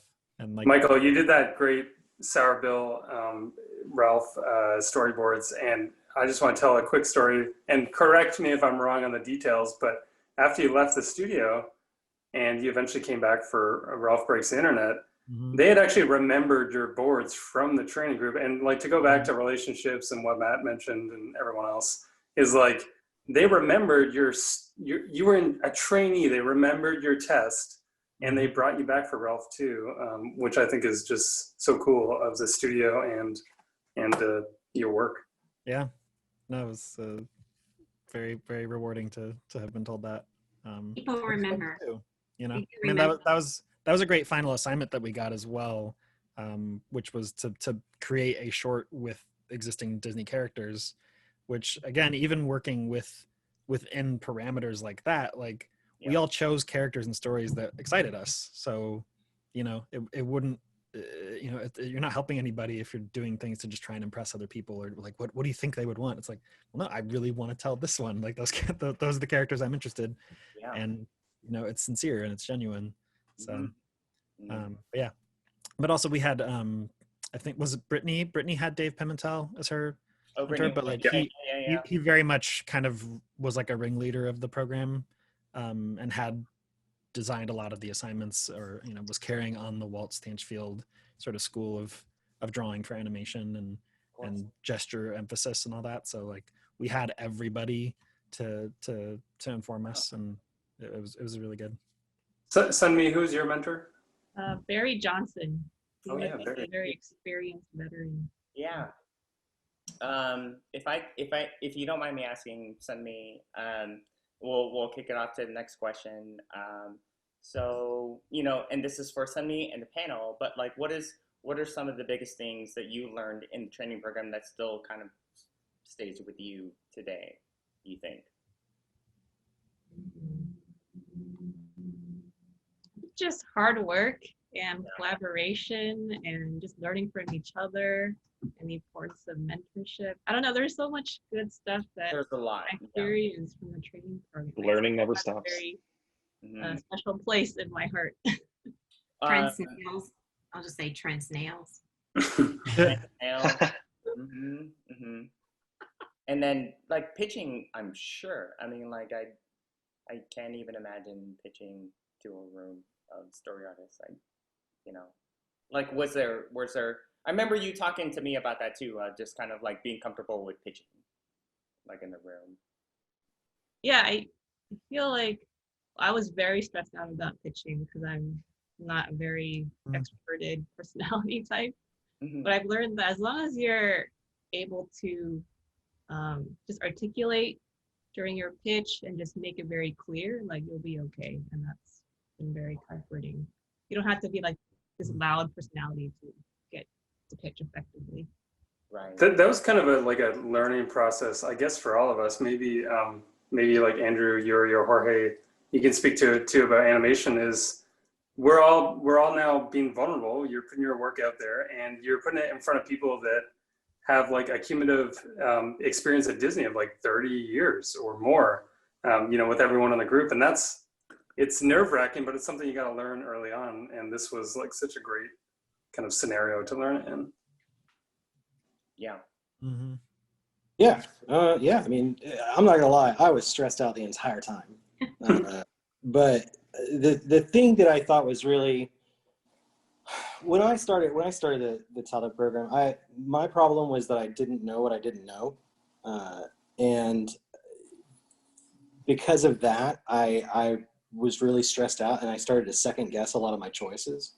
Yeah. And what was good about our little group was that it was a nice little safe place to because it was ran like a little unit, right? Like there was 4 of us, we had 4 mentors, but each mentor was really all of our mentor. So it was a nice safe place to go and show individually and be like, I really don't know about this. What do you think about that? How is this working? Is this reading? And then when it was shown to the as we transitioned from that to something like Frozen, instilling that, showing other people your stuff before you show it in dailies was a really handy practice that I still employ daily now. Like I always show my stuff to at least 2 or 3 people before I show it to the director or the supervisors or whoever, just to make sure that everything's reading clearly, reading specifically, and that we're talking about choices and not, is this reading right? Mm-hmm. Mm-hmm. Mm-hmm. That's such a huge takeaway. I feel the same way, Andrew. I think you said it really well. And I had Amy Smead as a mentor, and she's been at the studio a little over 20 years, I think now. And she was my mentor, 8 years ago. I still show her my shots. 8 years later, I still go to her desk or send it to her now by email and just say like, hey, can I get some feedback? Or if I have career, choices I have to make or decisions. I'm sure all of you, like in some shape, way, or form, stay in touch with your mentors from our TalDev experience. Yeah. Yeah, that's great. I mean, like, I remember we're all placed in islands. So it was me, Andrew, and Mike Herrera. And then it was like Trent. I can't remember who you were with. It was Sabrina and Yuri. Sabrina, yeah, and Yuri. And then Paul. Like, we are all kind of placed in islands. And really, what was cool, they kind of separated us between like disciplines, which is really rad. So we kind of got to know each other that way.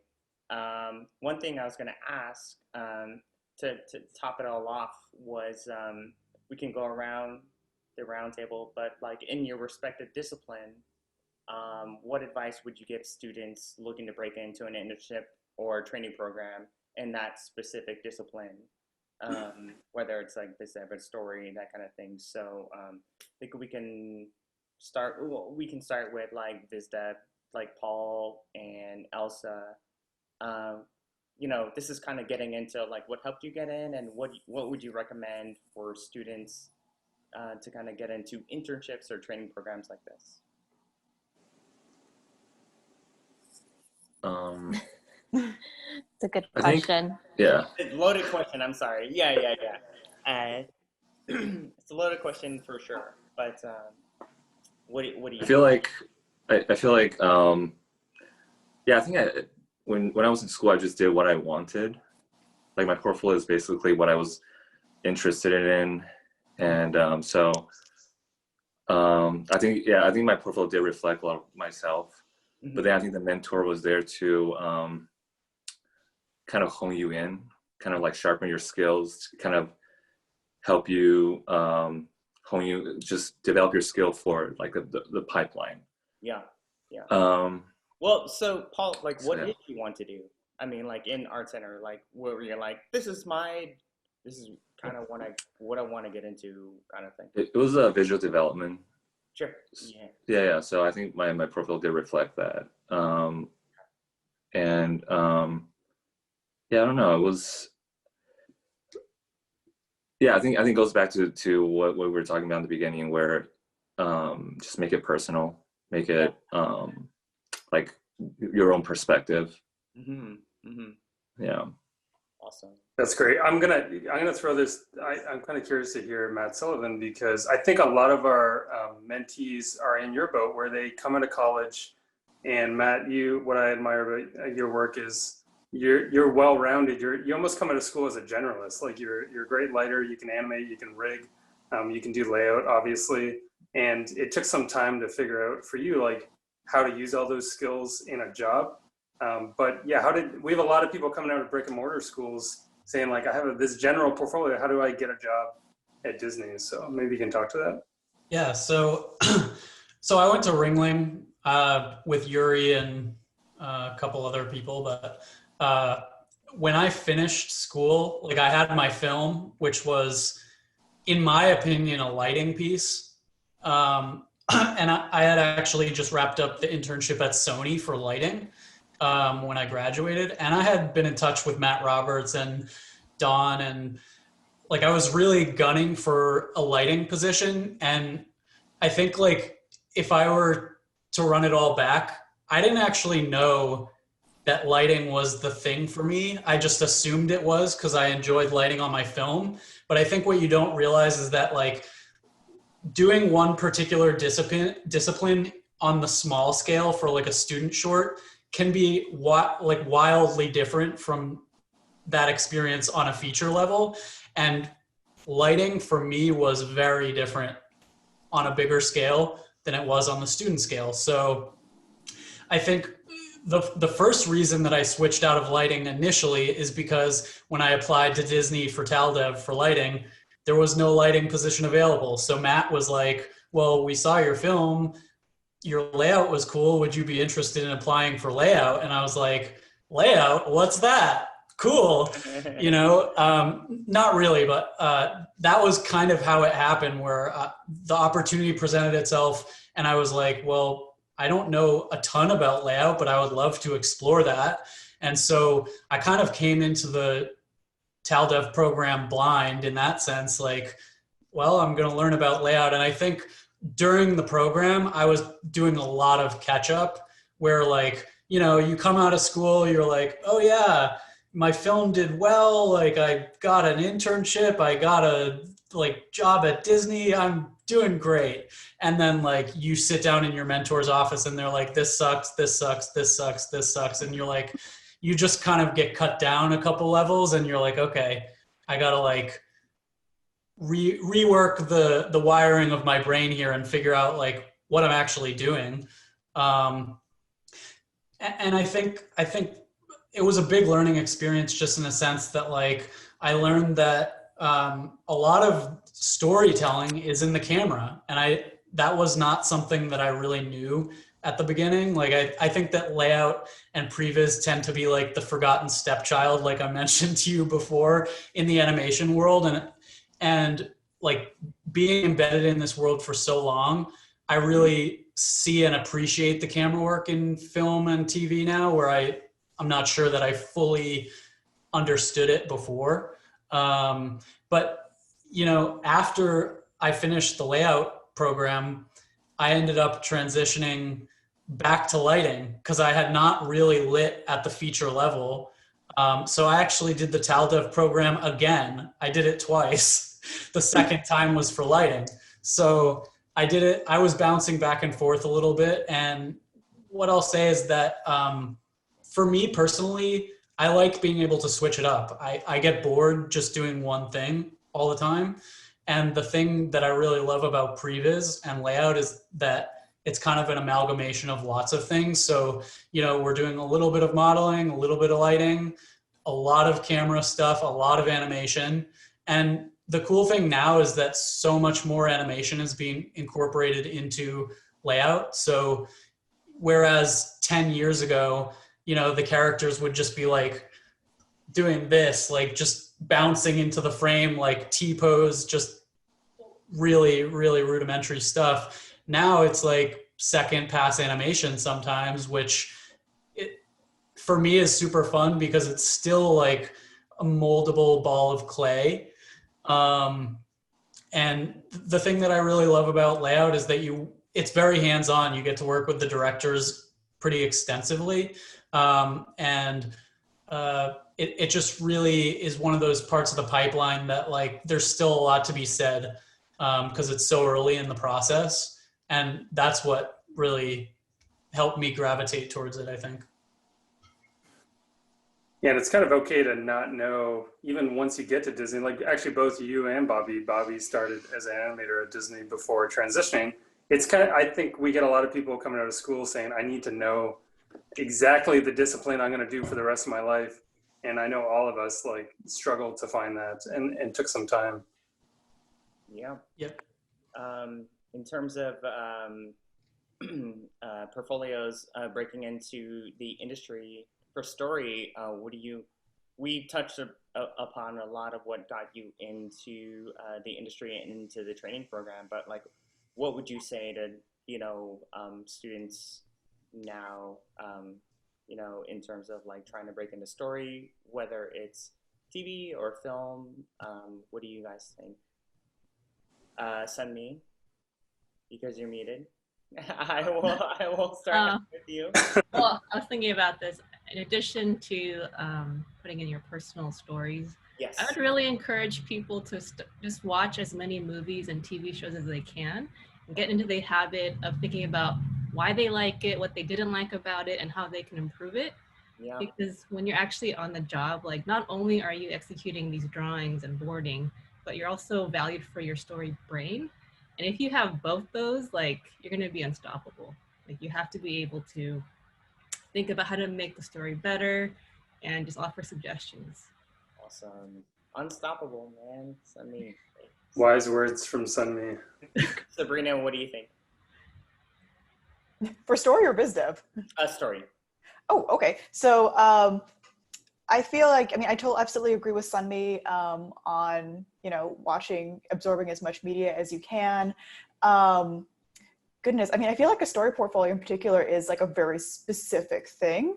I tend to come at things at a very, you know, kind of really regimented thing of like, you know, 2 to 3 solid sequences with a clear beginning, middle, and end. Usually, so like maybe have one that's comedy focused, maybe have one that's more drama or action focused, show a little bit of variety, but also lean into the discipline that you kind of want to go into. If you feel like you're a stronger comedy person, go that direction. You feel like you're a stronger action person, go that direction. Also, you know, familiarize yourself, I would say, like with boarding drawing. I'm not sure, I haven't talked to other story artists about this particularly, but I feel like when I've seen story portfolios, that's kind of the first pass that I noticed, like, how is your draftsmanship? I feel like drawing for story is a very specific thing. I mean, looking at Sunmee's portfolio as an example, not to draw too much attention to your portfolio, which you already looked at, but like it's a drawing style that is simultaneously fairly simple, but very, very clear.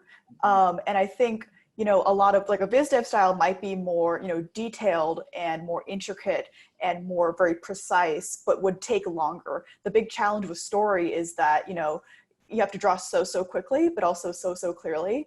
And that's a challenge for a lot of people. And that's very much a style of drawing that you need to practice and you need to cultivate. That's great. That's awesome. Yeah, for sure. That's awesome, Sabrina. And I love that, like, the last time I saw Sabrina, she pitched me her Disney TV little pitch. And, she puts herself into her work. Yeah. So cool. It blew my mind. That's the last time I saw you, Sabrina, that pitch. And just amazing. Yeah. Thank you. Amazing. How about animation? I'd love to hear, like, you guys kind of the wisdom passing forward, what you think helped get you in. I think, I can't speak to Disney because I haven't looked at reels there, but I've looked at a bunch at Pixar, and I think the thing that, and you'll probably agree with this too, I don't know, is just specificity, being specific with your acting choices and making sure that they're true to the character, their physicality, who they are historically, and just being honest with those choices. Pixar, they tend to hire a lot of animators through their internship program. I would say like more than half of the department were past interns. And a lot of that stuff is cultivated through that program. But yeah, I would say that it just being honest and truthful choices. That's kind of what we look for, because we don't really hire for like what you can do right now. It's more about what you can do 5 years from now. And so it's just finding that potential. So you can still be rough around the edges. It's more about just having good, solid, honest ideas. That's cool to know about the internship there too. I think like it's not just Disney, it's many studios, Nickelodeon, Pixar, DreamWorks, whoever, that have amazing programs. And I know personally, like, it would have taken me years to get to Disney or any other major studio without a training program. So super important. I'm glad you go ahead. Oh, sorry, I was just gonna say, I'm glad you used the word specificity, because frankly, I think that's kind of at the core of everything we're talking about, and a lot of people forget that, and then, especially for animation, but it's kind of the core of talent that gets pulled in to any studio for any position is someone who can bring specificity to their choices. Yeah, and that can really like ripple down into anything, like any department. Like, okay, this character, they're a happy character. Well, what kind of happy? Are they like a nervous happy? Are they like a giddy, excited happy? There are lots of different versions of many different personality types. And I think that can be applied to design as well, like more abstract concepts, or it can be very concrete concepts. And just understanding specificity, I feel like, is one of the most valuable tools that you can have right now. One really inspiring thing that one of our teachers at Ringling used to always tell us, Billy Merritt, he used to always say, like, make me care. Like, why should I care about this character? Tell me something that makes me care about them. And that always just stuck with me as something that is really pointed and makes a lot of sense, but it's just not something you would necessarily think of right off the bat. Right. Yeah, and I'll just throw one more thing in with specificity. And Michael, you typed in the chat like frosting on the cake, kind of everything else, because I always loved Jorge's reel, coming into the program, because it is so specific. Like the only person in the world that could have that reel is Jorge Ruiz. Like, totally, 100%. Right? Yes, only Jorge. It's 100% him. And here's the thing for everyone out there, like, working on your anim reels, is Jorge's reel, and sorry, Jorge, I'm just gonna like throw you under the bus a little bit. It was not polished. Like, it was not polished. It was broken. There were things that were wrong with it, and arcs, tiny stuff, but the personality and specificity was so much higher than any of our other reels. And I still think about that all the time. And because Disney can teach you the polish, they can teach you the arcs, they can teach you the graph editor. But Jorge's was just like his personality, raw. Absolutely. I just have this abstract memory of that reel, and I don't remember like specifically about it, but all I remember is like the idea in my head is that reel just got like dragged through the mud and like scratched up, and was just like the roughest animation that I can remember, but still so appealing. And like I just have that memory of it like reflecting your like rugged personality. It applies to every discipline.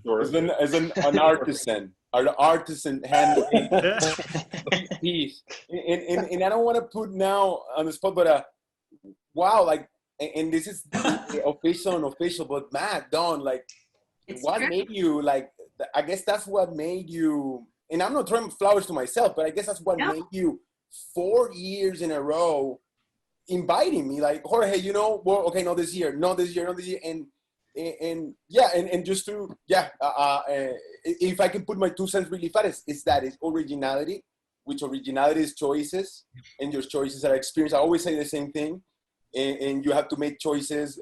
What's your intention? Like, the specificity comes from that research of knowing storytelling, and I love storytelling, not animation of the movement, but I love the whole pipeline, the whole layout, the whole composition, the whole camera. And I didn't really like. Everyone told me that just put gray characters moving, and it's about the animation. But for me, I didn't know if I knew, but for me it was like, well, I want to enjoy. I'm here for the character and the story, so I spent extra times like putting little things on characters and props, not just because it was cool hat or a cool prop, it's because she lived there and that hill and she was that and she was this, right? And it's because I was investing too much time of my life to just do technicality. But anyways, a specification or originality is what takes you a long way. And I'm assuming, I always wanted to ask you, Matt and Don, I guess that was it. Like, I don't know. You're real. It made us laugh and smile. Period. So it was core to you, and you haven't changed. You haven't changed. Jorge, you're not a man, you're a feeling. Thank you, Matt. No, like even that student reel you sent when you applied for internship and you'd already like accepted with another studio. Like to this day, I still remember like the Rastafarian character you had, and it was just so specific. Like you were like watching almost like live action footage. Like the decisions were just so unique. Like I was convinced I was watching like a real person and not like like animation. And that's not to say it was realistic animation. It was just to say it was so believable that you forget what you're watching and you're just absorbed in the character. And then from there, I mean, it's not like you just had this like dynamic reel and then just rested on your laurels for years. You were still growing. You were like gaining studio experience. So on top of like the really original personal work you're doing, you're also adding like really relevant like professional work that was still very strong in acting and showing what you could do too. So I mean, you just kept building on that like arsenal of originality. And like every time I saw your name like in the applications, I'm like, okay, we know this guy's going forward for collaborative review. Like, I know this is gonna be a treat when we like bring up the new reel. So yeah. Does that reel exist anywhere? Like, I would love to watch that now after having this conversation. He has it out there. Don't you? I mean, it's not out there, but Jorge has it somewhere. I can try to look for something, but thank you. I really appreciate it. It was a learning experience to be diplomatic.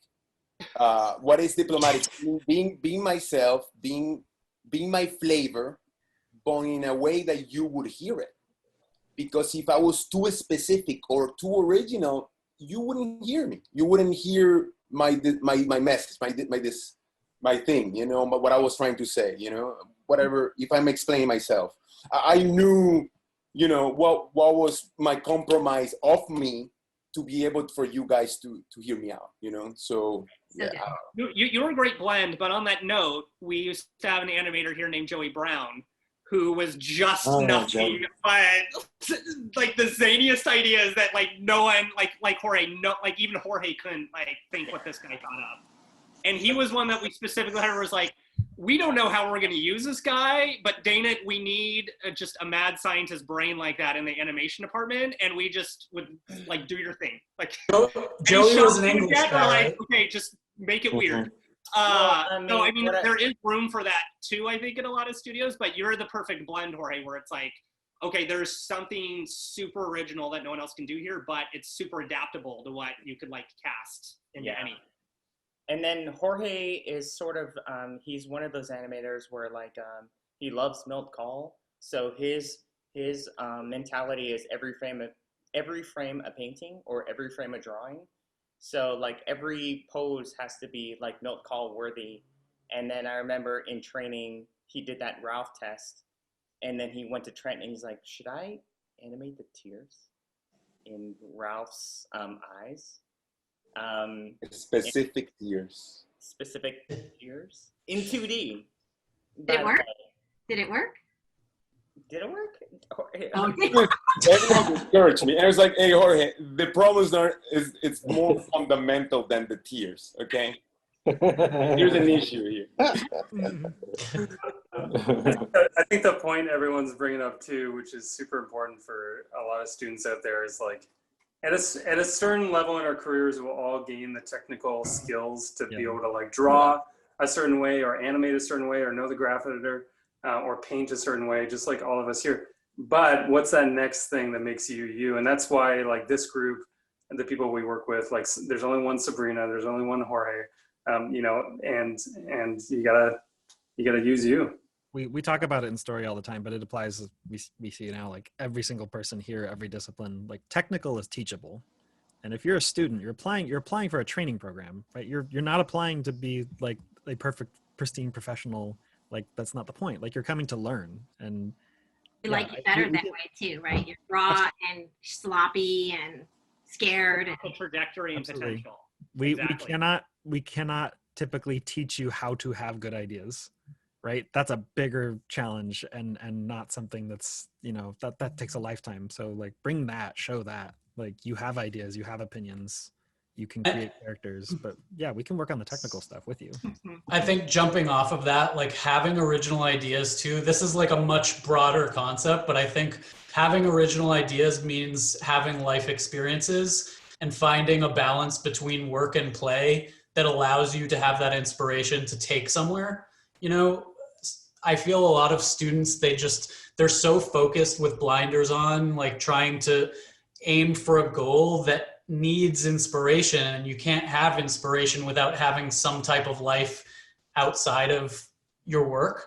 So I think like not forgetting to go see live music and like, you know, go on a walk, go to the beach, like having those experiences to like really draw from is as important as anything. And also I think like having the context of other departments helps you understand how you fit into the bigger picture. I think that another common student thing is like to be so focused on one thing that you kind of like forget the other things that make it a fully fleshed out piece. For example, like having great animation but bad camera work, it could make that moment that you so beautifully animated almost like unwatchable because the choices that you made with the camera are not best suited for that particular scene, or, you know, not thinking about how one department would plus your work. Like just trying to understand how you fit into the bigger equation, I think is really important. Life experiences. I think you nailed it. Right. Live your life. And I'd like to piggyback on something Sunmee said a second ago about watching film. I wholeheartedly 150% agree that you guys need to be watching as many different types of movies as you possibly can and ingesting that stuff and filing it away in your little mental Rolodex, because so much of the feedback and notes that we get in dailies is, do you remember that one scene from that one movie?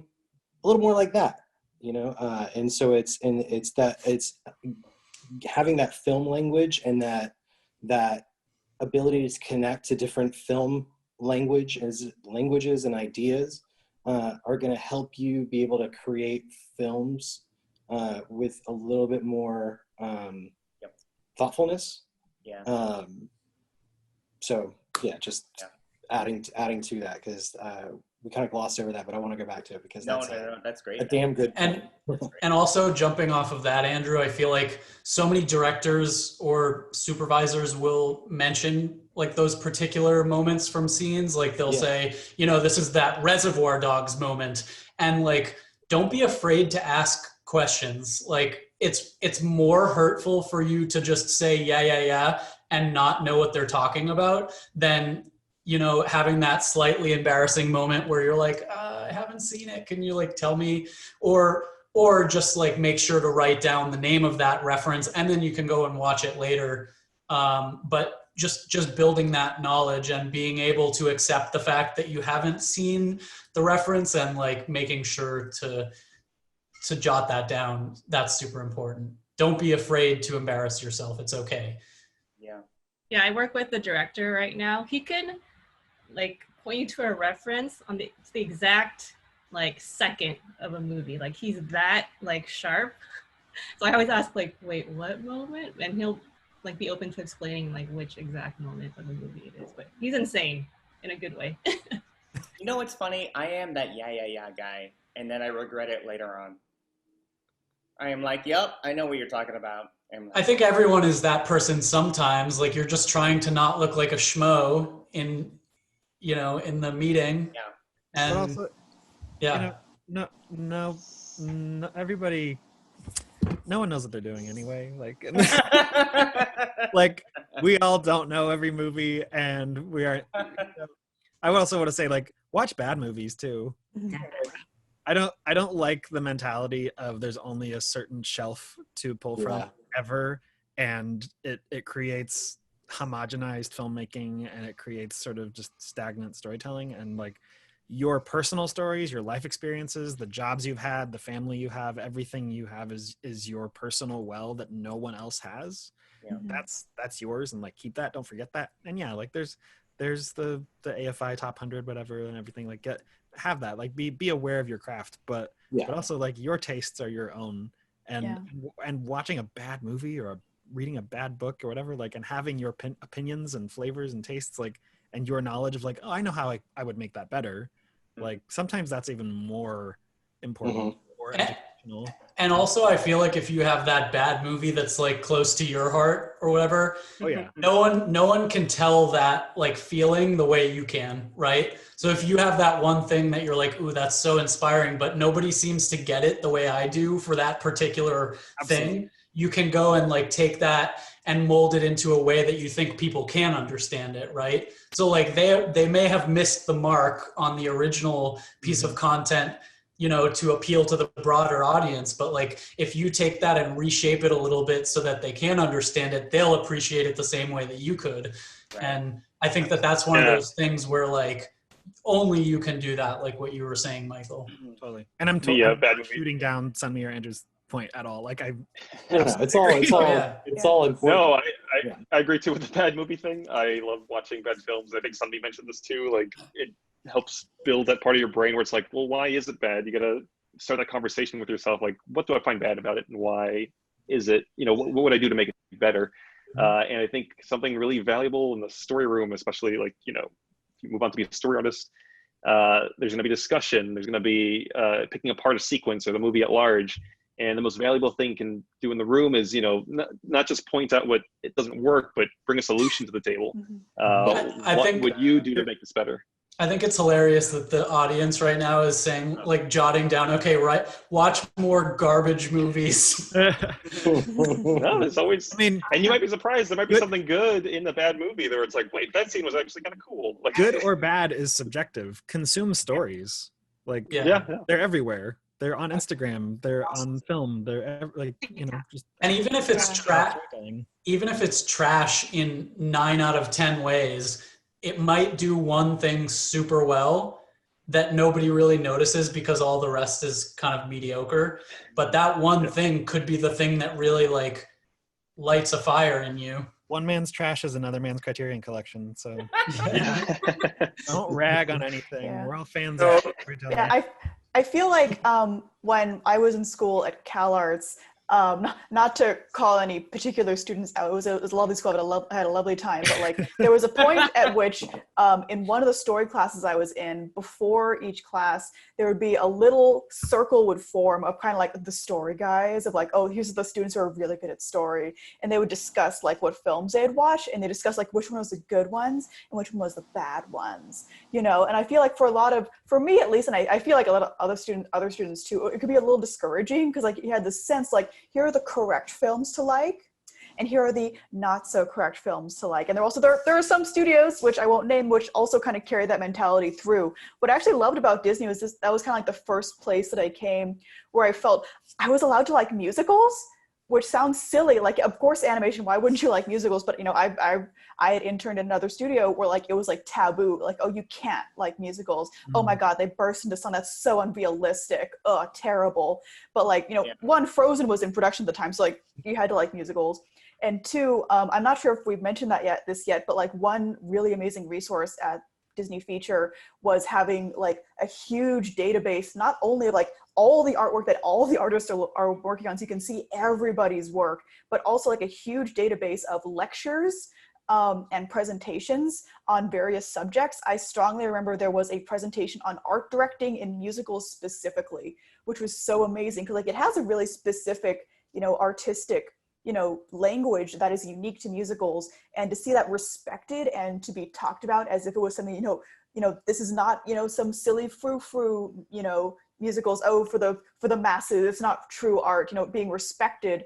And I also strongly remember a lecture breaking down The Devil Wears Prada, which is one of my favorite movies, and would not have been very popular among, you know, the story guys at the little circle, you know, at CalArts, you know, because it's a girl movie, you know, but it's a fantastic movie. And like, to see that being treated as a serious film and be discussed, you know, not just the AFI Top 100, but, you know, also popular movies that people really like, and that may not necessarily fit into, you know, your film bro canon, was really, really important, very, very validating for me.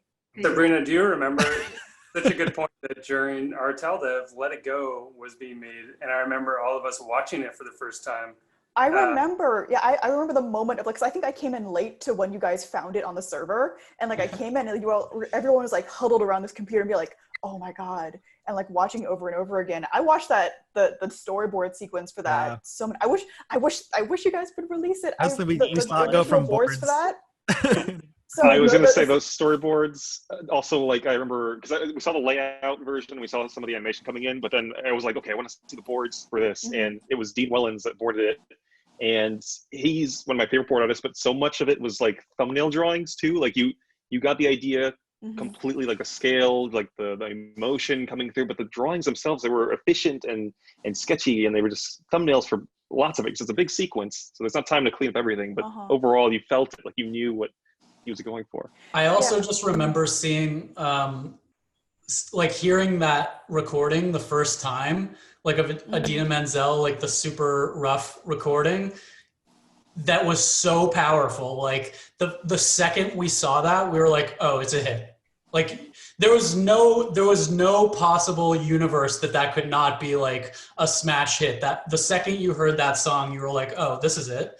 Yeah.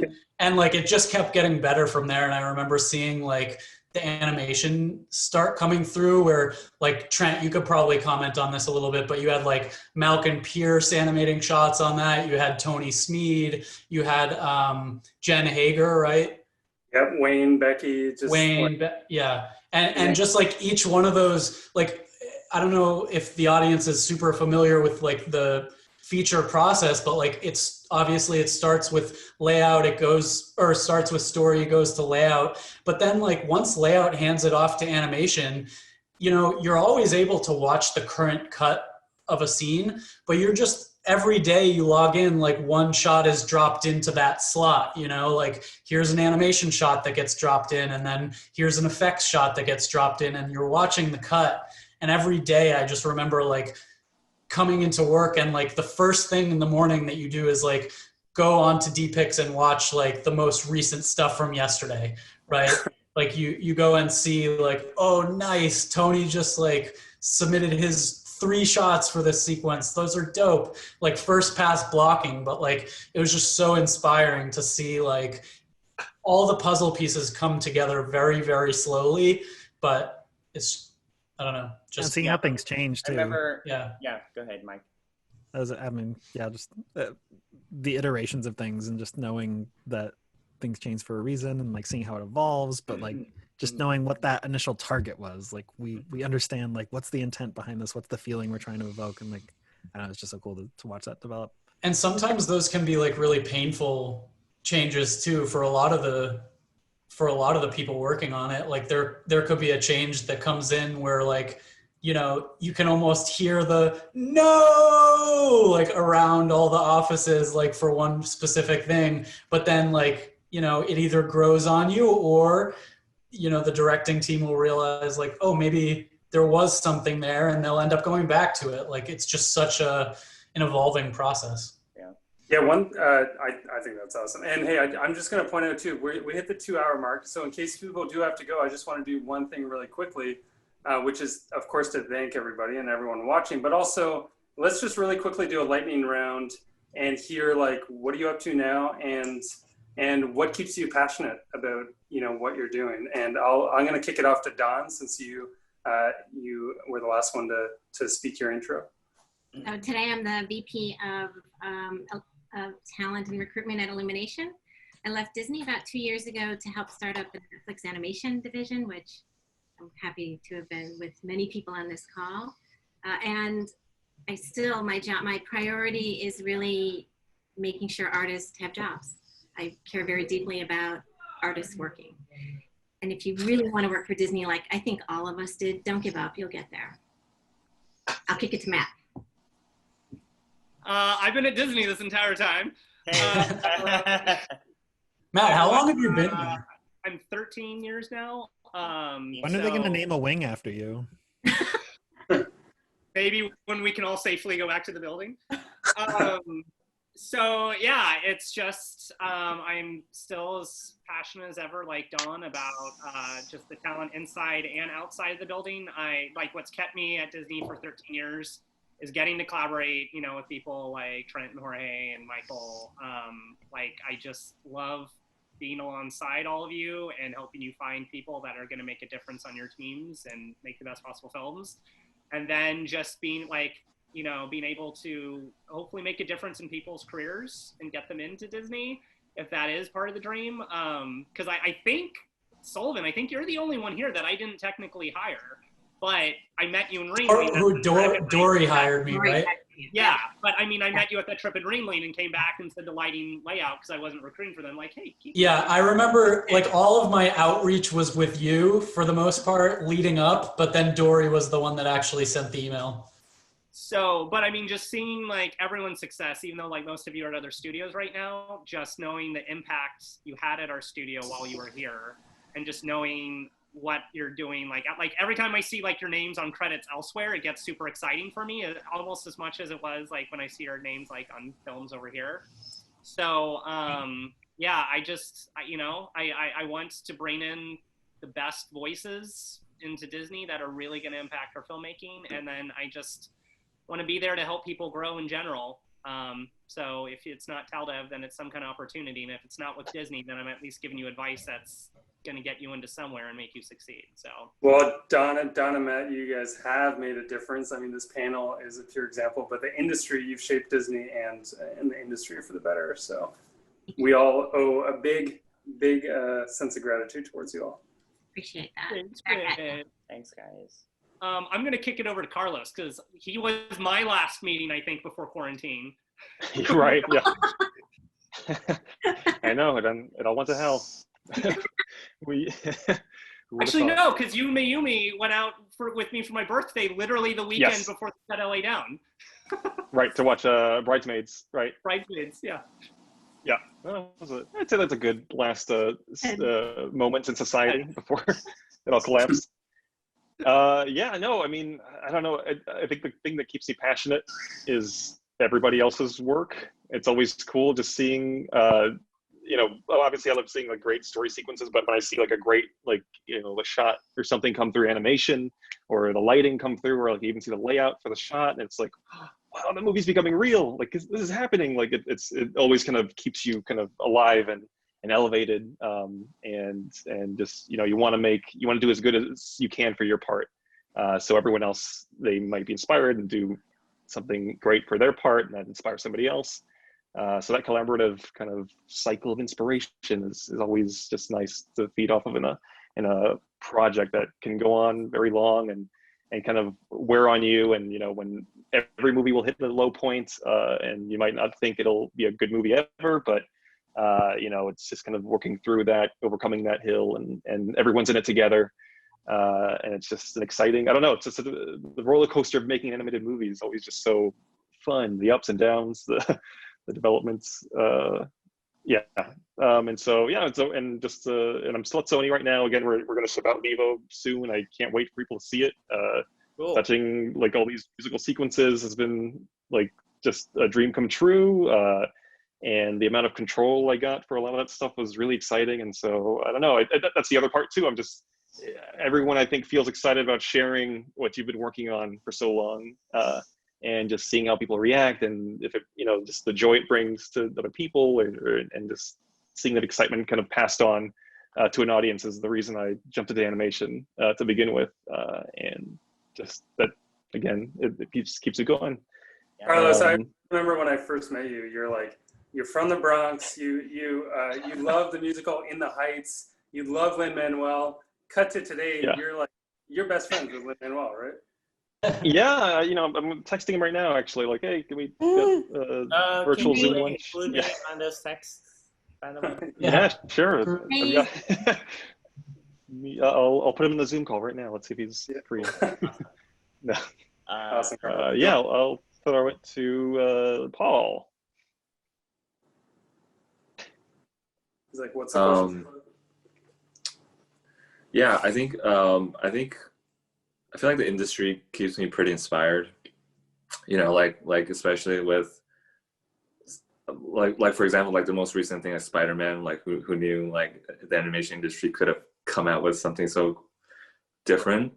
Yeah. And also like now that I feel like I'm kind of in the middle, like we've been in the industry for like maybe 7-8 years, most of us at this point, and I think you have like the perspective of you have a different perspective. Like you're inspired by the older people in the industry, and you're also inspired by a lot of the new artists that's coming up. Yeah. And yeah, I don't know. That just especially working with younger artists, they have like different approaches to solving problems. Yeah. Paul, what would you think? Like, what do you like to see in like aspiring VisDev artist portfolios? Like, what is some of the things that lights you up in terms of like the work that you're seeing? What do you like to see? Oh, I don't know. I think I always liked like when I was in school, I always followed a lot of motion graphic artists. A lot of I actually watched a lot of commercials when I was in school, and I feel like with some artists in the industry, they have kind of combined that a little bit. So a lot of smaller studios have been like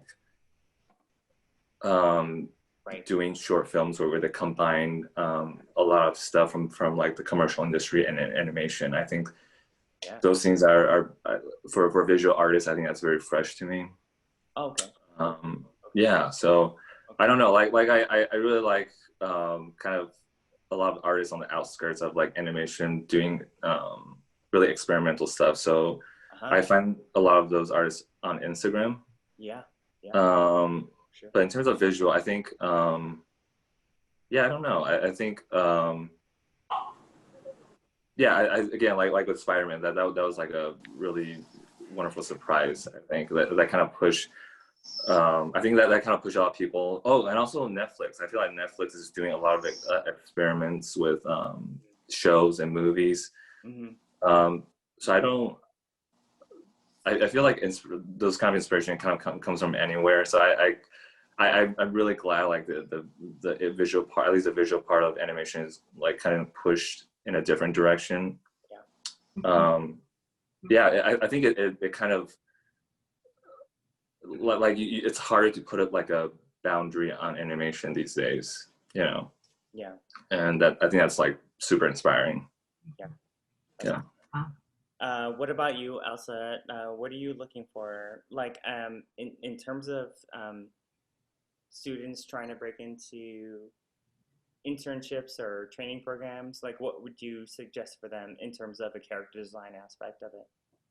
Hey, Bobby and Elsa, sorry, just real quick, because I do know some have to leave, both in the chat and on the panel. Really quickly, let's just keep going around before we get to that and the other questions in the chat. Elsa, we'd love to hear where you're at now, what you're doing, and what keeps you going. Yeah, sure. I'm at Disney Television Animation at the moment, and working. I was previously on the Mickey Mouse shorts, and currently working with the same crew on something upcoming. What keeps me inspired, I guess, is going out, traveling, and not just looking at things on my phone and on the internet. I feel like we as artists, we kind of all view all the very similar interests, and we look at very similar artists. And I feel like if you branch out and just even going hiking or going out somewhere in nature and just kind of having like a refreshing your brain a little and taking inspiration from things outside of digital media is also good. Like I like looking at animals. I love being around my animals, and that's something that inspires me, keeps me drawing. So I think it just stimulates me mentally, and yeah. Awesome. Any new exotic pets, Elsa? New exotic pets? Oh, I have a new fish tank. I have a new 55-gallon fish tank that I'm cycling right now, and I'm gonna stock it with a bunch of crabs and shrimps and stuff. So that's my newest right now. Seafood dinner at Elsa's. Yeah. Oh no, my babies. Crab rolls. I'm just really hungry right now. I'm sorry. Yeah, that's awesome. So, like, if anyone is 125, like, if anyone has to leave and bounce, and that's totally okay. I have to bounce. Yeah, of course. Yuri, let's take a picture really quick. Yes. Do a picture. Yeah. Everyone look at the camera. Okay. 1, 2, 3. Okay.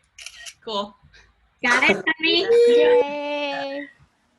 Good to see everyone. Hello. Hi, Yuri. Good to see you. Ciao, See Yuri. everybody. Bye. Bye.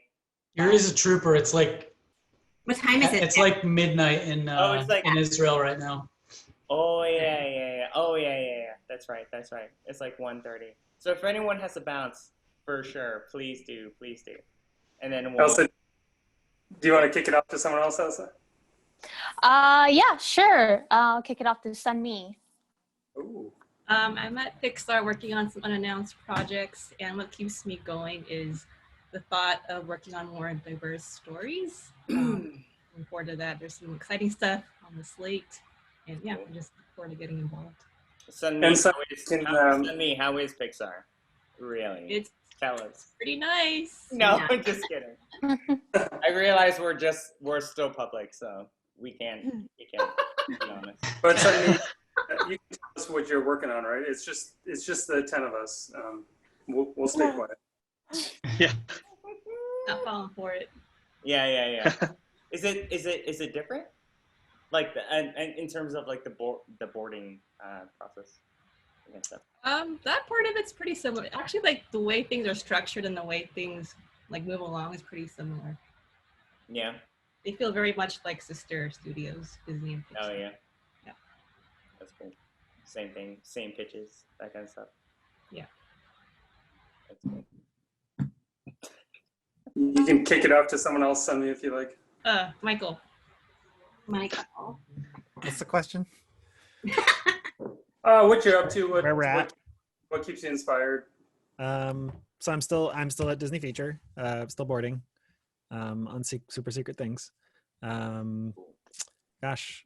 I mean, just in like the context of like where I've arrived since the training program is like, I'm definitely better at having hobbies and like doing all those great things that Elsa brought up of like you need to like foster your interests and time and enjoy yourself. So I'm definitely much better at doing that, and I think it has helped my art as well. So the work has become more gratifying as I've just kind of relaxed and figured that out. But yeah, and I think also just like making sure that I'm trying new things and absorbing new media, because I think that was the mistake I made both as a trainee and in school, where it was just so only drawing from the animation well, and like that's fine, that's awesome, but you know, as we always say, like animation is not a genre, but if you only look to animation for inspiration, then you're kind of making it that. So just being aware like all of your interests are kind of the thing that makes your have that punch, and yeah. Right. So yeah, just I don't know, kind of a vague answer, I'm afraid, but it's true. No, it's okay. You want to kick it off? Who hasn't gone yet? I'm losing track Hey, of. I just have to pop in. I gotta run, so. Sabrina. Sorry about quick. that. Can you tell us really quickly before you leave what you're up to? And Yeah. So I just finished off my overall deal 1 year development term at Disney TV. Still kind of looking at next steps. While I was doing the overall deal, I found out that I really enjoyed, writing my pilots, kind of building out the world. So I'm ideally looking to transition a bit more into the writing side of things, although, still also looking towards, the directing track, which is where I was on before, and also still developing new projects. And as for what inspires me, also similar vein to what Elsa was saying of reaching outside of animation, I really like kind of just taking interests that are outside of, film and TV. I really like learning about history, learning about other cultures. The biggest revelation for me this year was reading a book, 1491, which is about the Americas before, the colonists arrived, and just learning so much and kind of opening. I feel like, there are some books which you can read that opens your concept of what the world is so much. And, I feel like you can generate so many new ideas from reading nonfiction, from reading history, from reading about, design or all these different disciplines. And so that's my go-to for inspiration. Wonderful. Cool. Keep Bye, guys. creating. Good to see you. See you. Bye. Nope, she's gone. I'll kick it off to Andrew. Yeah, so I just finished a project for, I can't say what that project is yet, but I'm starting on Luca on Monday. So that's pretty exciting. That's turned out to be probably one of my favorite Pixar films. Films, really. What keeps me inspired? Everything but animation, really. I don't get me wrong. I love animating. I love being an animator. But at the end of the day, it can still be a job, and it can be very taxing. And so if I lived in that film world all day long, like Michael said, you burn out. And so like Elsa, I tend to find my inspiration every other place. I like to woodwork. I like to write. I like to read. I like to, I'm a dad. I got 2 kids, so I spend a lot of time with them. My family has a farm not too far from here, so I spend a lot of time working on a farm, driving tractors and stuff like that. So that's really fun. Yeah, I live a whole other life outside of animation, and that's it helps me keep balance. So when I come back to animation, I'm like, oh yeah, this is fun. I like to picture you on a tractor, Andrew. Me too. Me too, Andrew. The straw hat and all that, overalls. Sitting on one now, right? Yeah. You want to kick it over to someone else? Yeah. Who's on here? Jorge, did you go yet? No. Where am I right now? I'm a Walt Disney Animation Studio. Andrew, nice to see you and hear you, man. This is cool. Anyway, it's cool to see everyone. At Walt Disney Animation Studios, I just finished my last shot in Raya and the Last Dragon Friday. I mean, yesterday, but concept of time, right? So I just fell on the ground like a como un jugador de fútbol, like at the end of like a big long match. That's what I'm doing right there. I'm and I'm trying to kind of like cross and go and learn everywhere storytelling. I have my credit of storyboarder. I had a small credit here as a lead animator. So I'm trying to learn all. And what keeps me excited is it's life. It's everything, like meeting people, traveling. Meeting people that is different from me, like putting myself out of comfort. I think like I'm running, like we're gonna die soon, so get on it. and I've tried to do that. So I try to go be outside and stuff like that. And a lot of my friends, I have that don't do animation. They just consume movies, and that's a great thing sometimes. And again, I have friends like you guys, that we have passion about animation. But it's really good to see that perspective outside. Go fight, fall in love, the whole thing, So yeah, that's it, right? Yeah. You. Amazing. Awesome. Yeah. Amazing. Yeah. Jorge, what are your 5-year long-term goals? Like, what is your dream job? Man, I mean, what we're doing, it's magical, man. So, and I know it's like, oh, Jorge, come on with your freaking philosophical romantic sense, but it's like, wow, in 5 years I want to be storytelling. So directing, writing, if I'm in the pipeline, I'm gold, So but in the pipeline, I don't see myself as just an animator in 5 years, if that's a good answer, valuable answer. No, so that's great. Yeah. Something Jorge won't say himself is that he's been collaborating at the studio with Jeff Gibson and a small crew of VR experts. They made cycles for Short Circuit, if you've seen that, and also Myth, the Frozen fairy tale. And it's like a cool group of small filmmakers just jamming on stuff, and it's very inspiring. Thank you. One more. We can talk about that some other time, but yeah, innovation. Uncertainty makes you that mango way sweeter. If it takes you, it's harder, But yeah, collaborating outside. I collaborate a lot outside, and I want to keep doing that in 5 years. It keeps me valuing what I have and fresh. My students keep me inspired and keeps me fresh. Yo, Jorge, you're getting stale. Dale, my students, fresh. Yeah, so anyway. I think, Jorge, maybe I'll segue off that quickly, because collaboration, I think anyone that's been in the business, like we have, like 10 years or longer, is like, you look back and you can't honestly remember the films or the specifics of the movies, but you remember the collaborations, you remember the people you work with. And I think as a student or trying to get into Disney, you think like, I need to work on Frozen, or I need to, hit this this high level movie, but you don't. I mean, it's about the people at the end of the day. It's about the memories, like the training program. We remember the good times we had. We remember Purple Lady. I do not remember the assignments as well.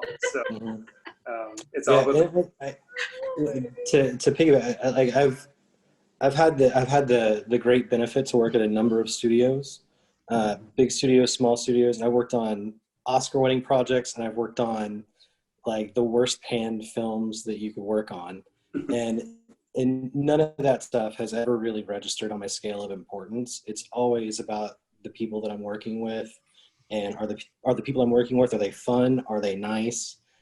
Do we get along? Is this fun? And like one of the worst films that I ever worked on was probably one of the best experiences.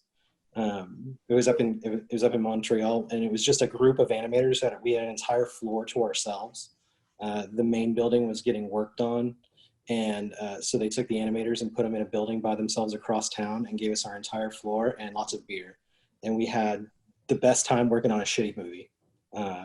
So there's something to be said for it was Fantastic Four was the movie. Oh, yeah, cool. Yeah, it was that one. But yeah, terrible movie, best experience. Hey, everyone, I'm sorry. I'm just going to cut in here. I have to leave because this dude has to pee. Not me. But, you were the dog. Yeah, actually, I do have to go too. So I love you all. Miss you. We'll be together in a year, seeing each other in person. Hopefully. Okay. Hopefully. Hey, Trent. It's good seeing you, bud. Bye, Trent. All right, Trent. See ya. Bye. Thanks for organizing this. Thank you, Trent. Bye. Awesome. Then there how are you guys were doing? 8. Is everyone doing okay? Can I get into the Discord channel like questions? So, how are you guys doing? Are you guys okay? If you guys need to cut out, that's totally fine. Just let me know. Once again, layout is the forgotten stepchild here. Unacceptable. Yeah, you didn't say your thing, right, Matt? You're the only one who didn't say your. Yeah, I gotta say my thing. You gotta say your thing.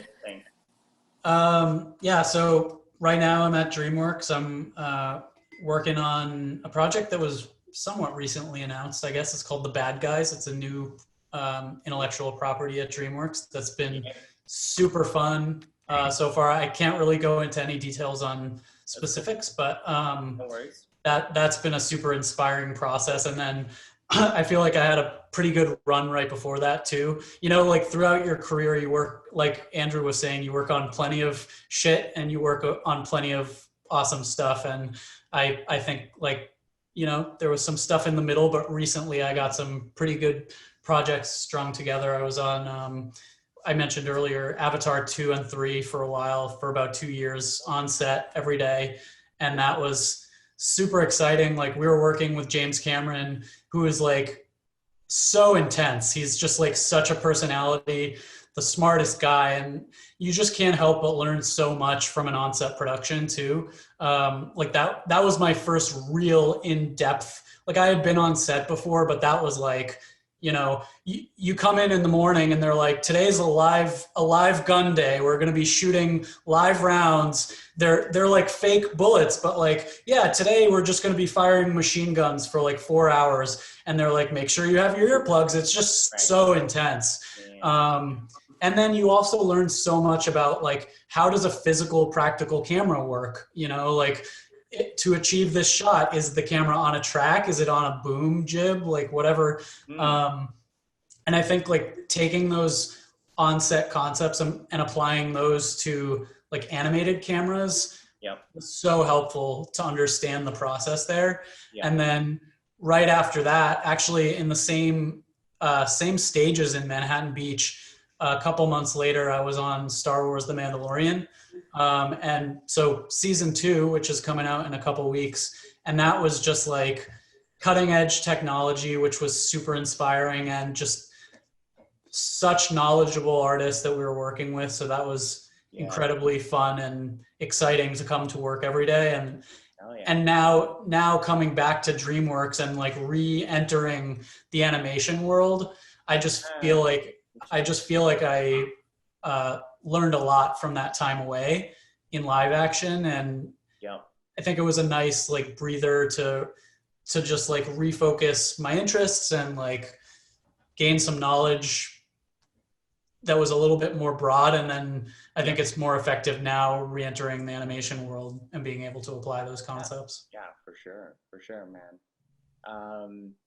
And again, if anyone needs to head out, feel free to do so. But like Elsa, So Elsa, like in character design specifically, that's one of the most, I think, signed up for disciplines at Rise Up Animation. So what do you look for, Elsa, in terms of like character design portfolios, and who would you hire, and who would you want to work with, that kind of things? Can you elaborate on? And it could be a conversation with me, you, Paul, but what do you think? Yeah, I look for if they're able to like make multiple characters interact. Because I see a lot of portfolios where it's maybe just a page of that singular character, and they'll be doing multiple poses and stuff, which is nice, but maybe be able to kind of show their personality a little more by interacting with another character in their story. And it's always nice to put maybe one like turnaround or orthographic turn just to show that you can do it. But I think the most important thing is to have appeal and personality in your characters. And I think also to do observational drawings, not of just people and landscapes and inanimate things, but also I think animal drawing is really, really important. Because you never know when you'll be asked to design a creature, whether it's a dragon or a unicorn, and those things are based off of other real life animals. And so I think it's really important to understand how an animal moves, their anatomy and stuff like that. I always try and tell people when I do portfolio reviews, like, try and study horses, because they're one of the hardest animals to draw. It's so hard. It's like, it is tricky. So if you can, like, I think if you can master drawing horses, you can draw any animal in the animal kingdom. So Elsa, that's my advice. Do you think there's a difference between television and feature? And what do you see in that difference? Oh yeah, that's a great question. Yeah, well, in my experience, television, at least on the more 2D styled shows, are a lot more graphic. And I've been on one CG show, and it was very, very technical. So everything had to be exact, because it all had to be modeled and rigged, and so it has to be, exactly how it has to have enough information for the modelers to know exactly what you want. Also, the pipeline is very different. TV is extremely fast, and my experience on feature is mostly like development stuff, so it was pretty chill. Just when you're working in development, it's kind of just blue sky designs. Everyone's just still trying to figure out maybe the look of the project, the style. And whereas TV, we have pretty strict deadlines that we need to hit, because we have design assets that need to be shipped out every 2 weeks or so. So it has to be pretty quick. So yeah, if you're able to work fairly quickly, then you can keep up with TV schedule. That's great notes. Those are so good. Thank you. Yeah, for sure. So yeah, I think we're good to go. How does everyone feel? We're at 1:46. We started at 11. Super fun. Super fun to see everyone. And if there's it was good to see everybody. Yeah, this was awesome. I think one last thought for anyone watching who's looking for feedback. All the resources in the world are available to you if you just reach out and go get them, There are thousands of animators who are super successful that would be happy to answer your questions, all of us would be the first ones to tell you, if you send us a message, we're probably going to respond. Yeah. And, we may not respond that same day, but we'll get to it. And if someone doesn't respond, then send a message to someone else. I mean, put put some context in it. Don't just say, you know, hey, give me a job, you know, make a connection on LinkedIn and say, you know, I'm an aspiring artist trying to learn and understand animation better or story better or layout better or whatever.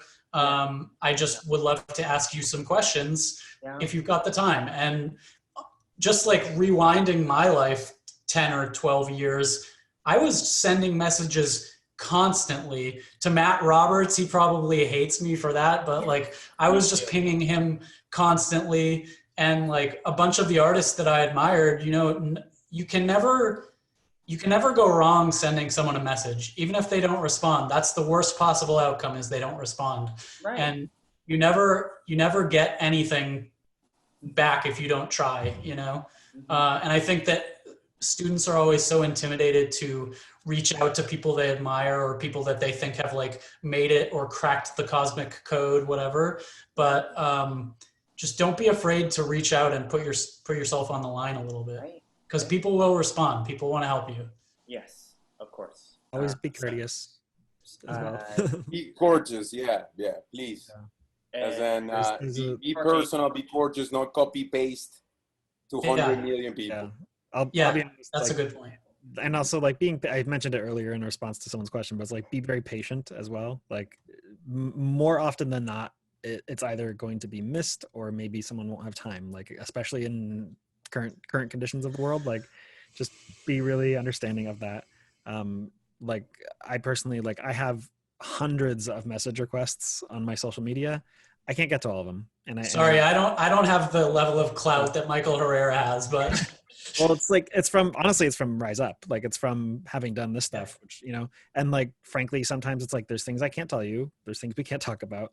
But I'll be honest, like, a lot of messages I get, it's like talking very, for lack of a better word, just kind of crudely, or just like very like, hey, look at my thing. And it's like, no, like, that's not a conversation, and that's not polite, and it's very like, if I do see it in the first place, like, try like, hey Michael, I was inspired to hear you talking about this, would love to hear about that, you know. Cultivate real relationships. And it puts you in a community, right? If you saw anybody on Rise Up, it makes everyone go, oh, you saw us there. So. And to circle back to that, like, if you're cultivating great relationships long term, then those relationships are going to pay themselves off to you later. So, you know, the job may not be available today, but 6 months from now, when Matt Roberts has a position open and you've been having like a polite conversation with him back and forth for that whole 6 months, he's going to be like, oh, I remember this person's looking for a role like that. I should totally reach out to them. So just building those long-term relationships, they will eventually circle back to you in a good way one day or another, you know?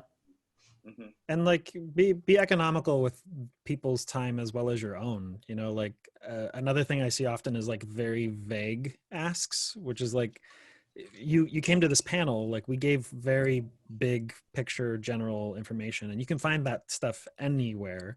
But if you're more targeted and precise with your questions, like something you're struggling with, you know, like, because again, I any one of us can't just like go comb through your portfolio bit by bit and give you laser focused, like, we just don't, there's no time, you know. And for you, like, if you could be more specific of like, hey, like, you know, I keep hearing this concept of, you know, nuanced acting or whatever this particular thing is, and like, what does that mean? Or like, I'm trying to get better at such and such, what are some suggestions? Like, okay, I can in one comment like give you some very precise and targeted advice that should be helpful.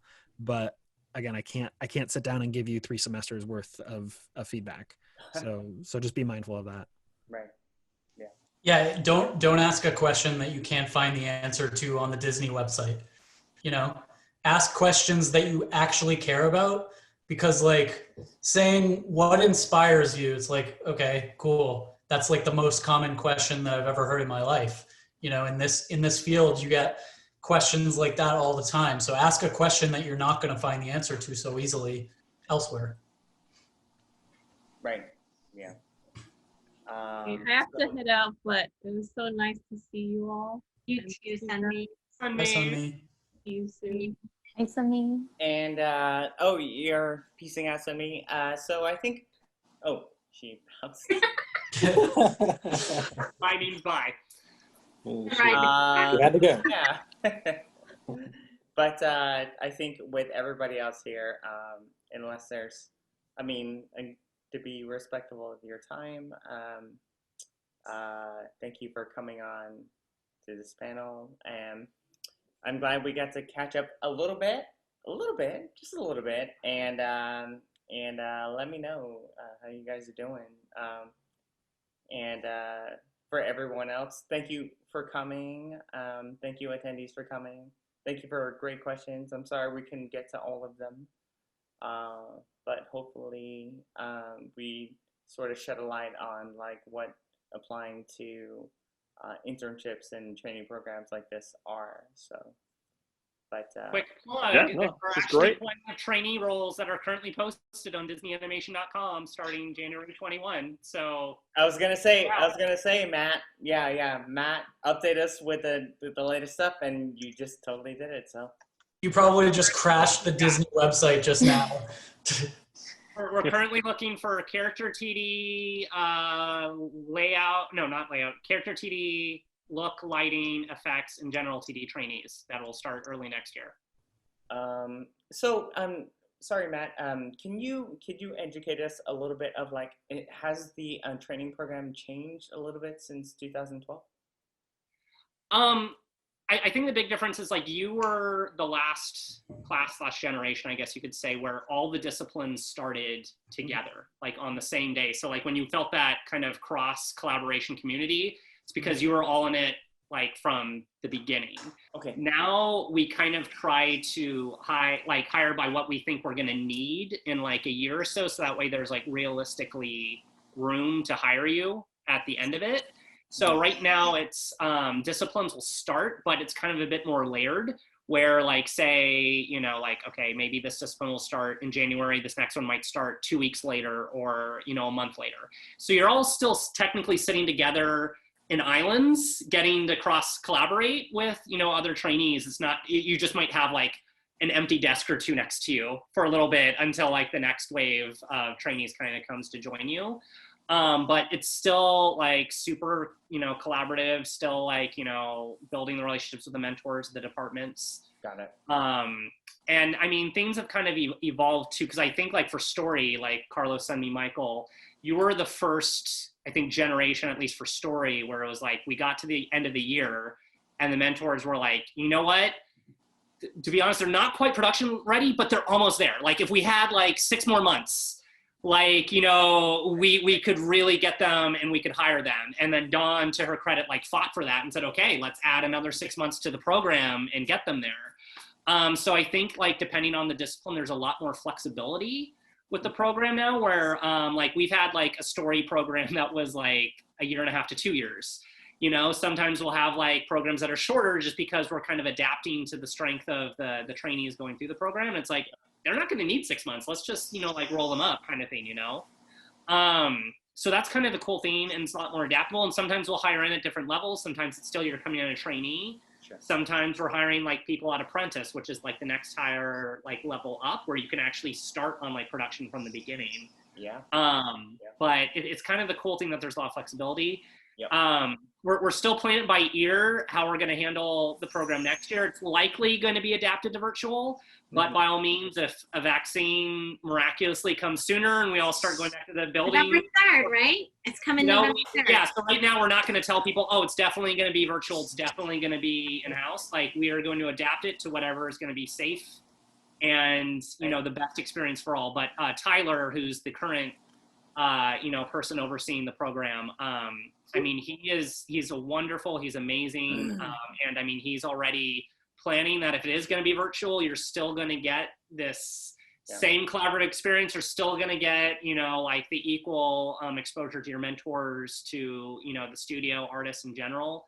Cool. So, I mean, I know he's going to make this an amazing experience, you know, even if it does end up being from home. But it's just going to be cool to kind of adapt it either way, because again, we love bringing in the new voices because it's you that like invigorate our filmmaking, kind of bringing in and, you know, making sure that, you know, we're always going to be fresh and evolving. So yeah.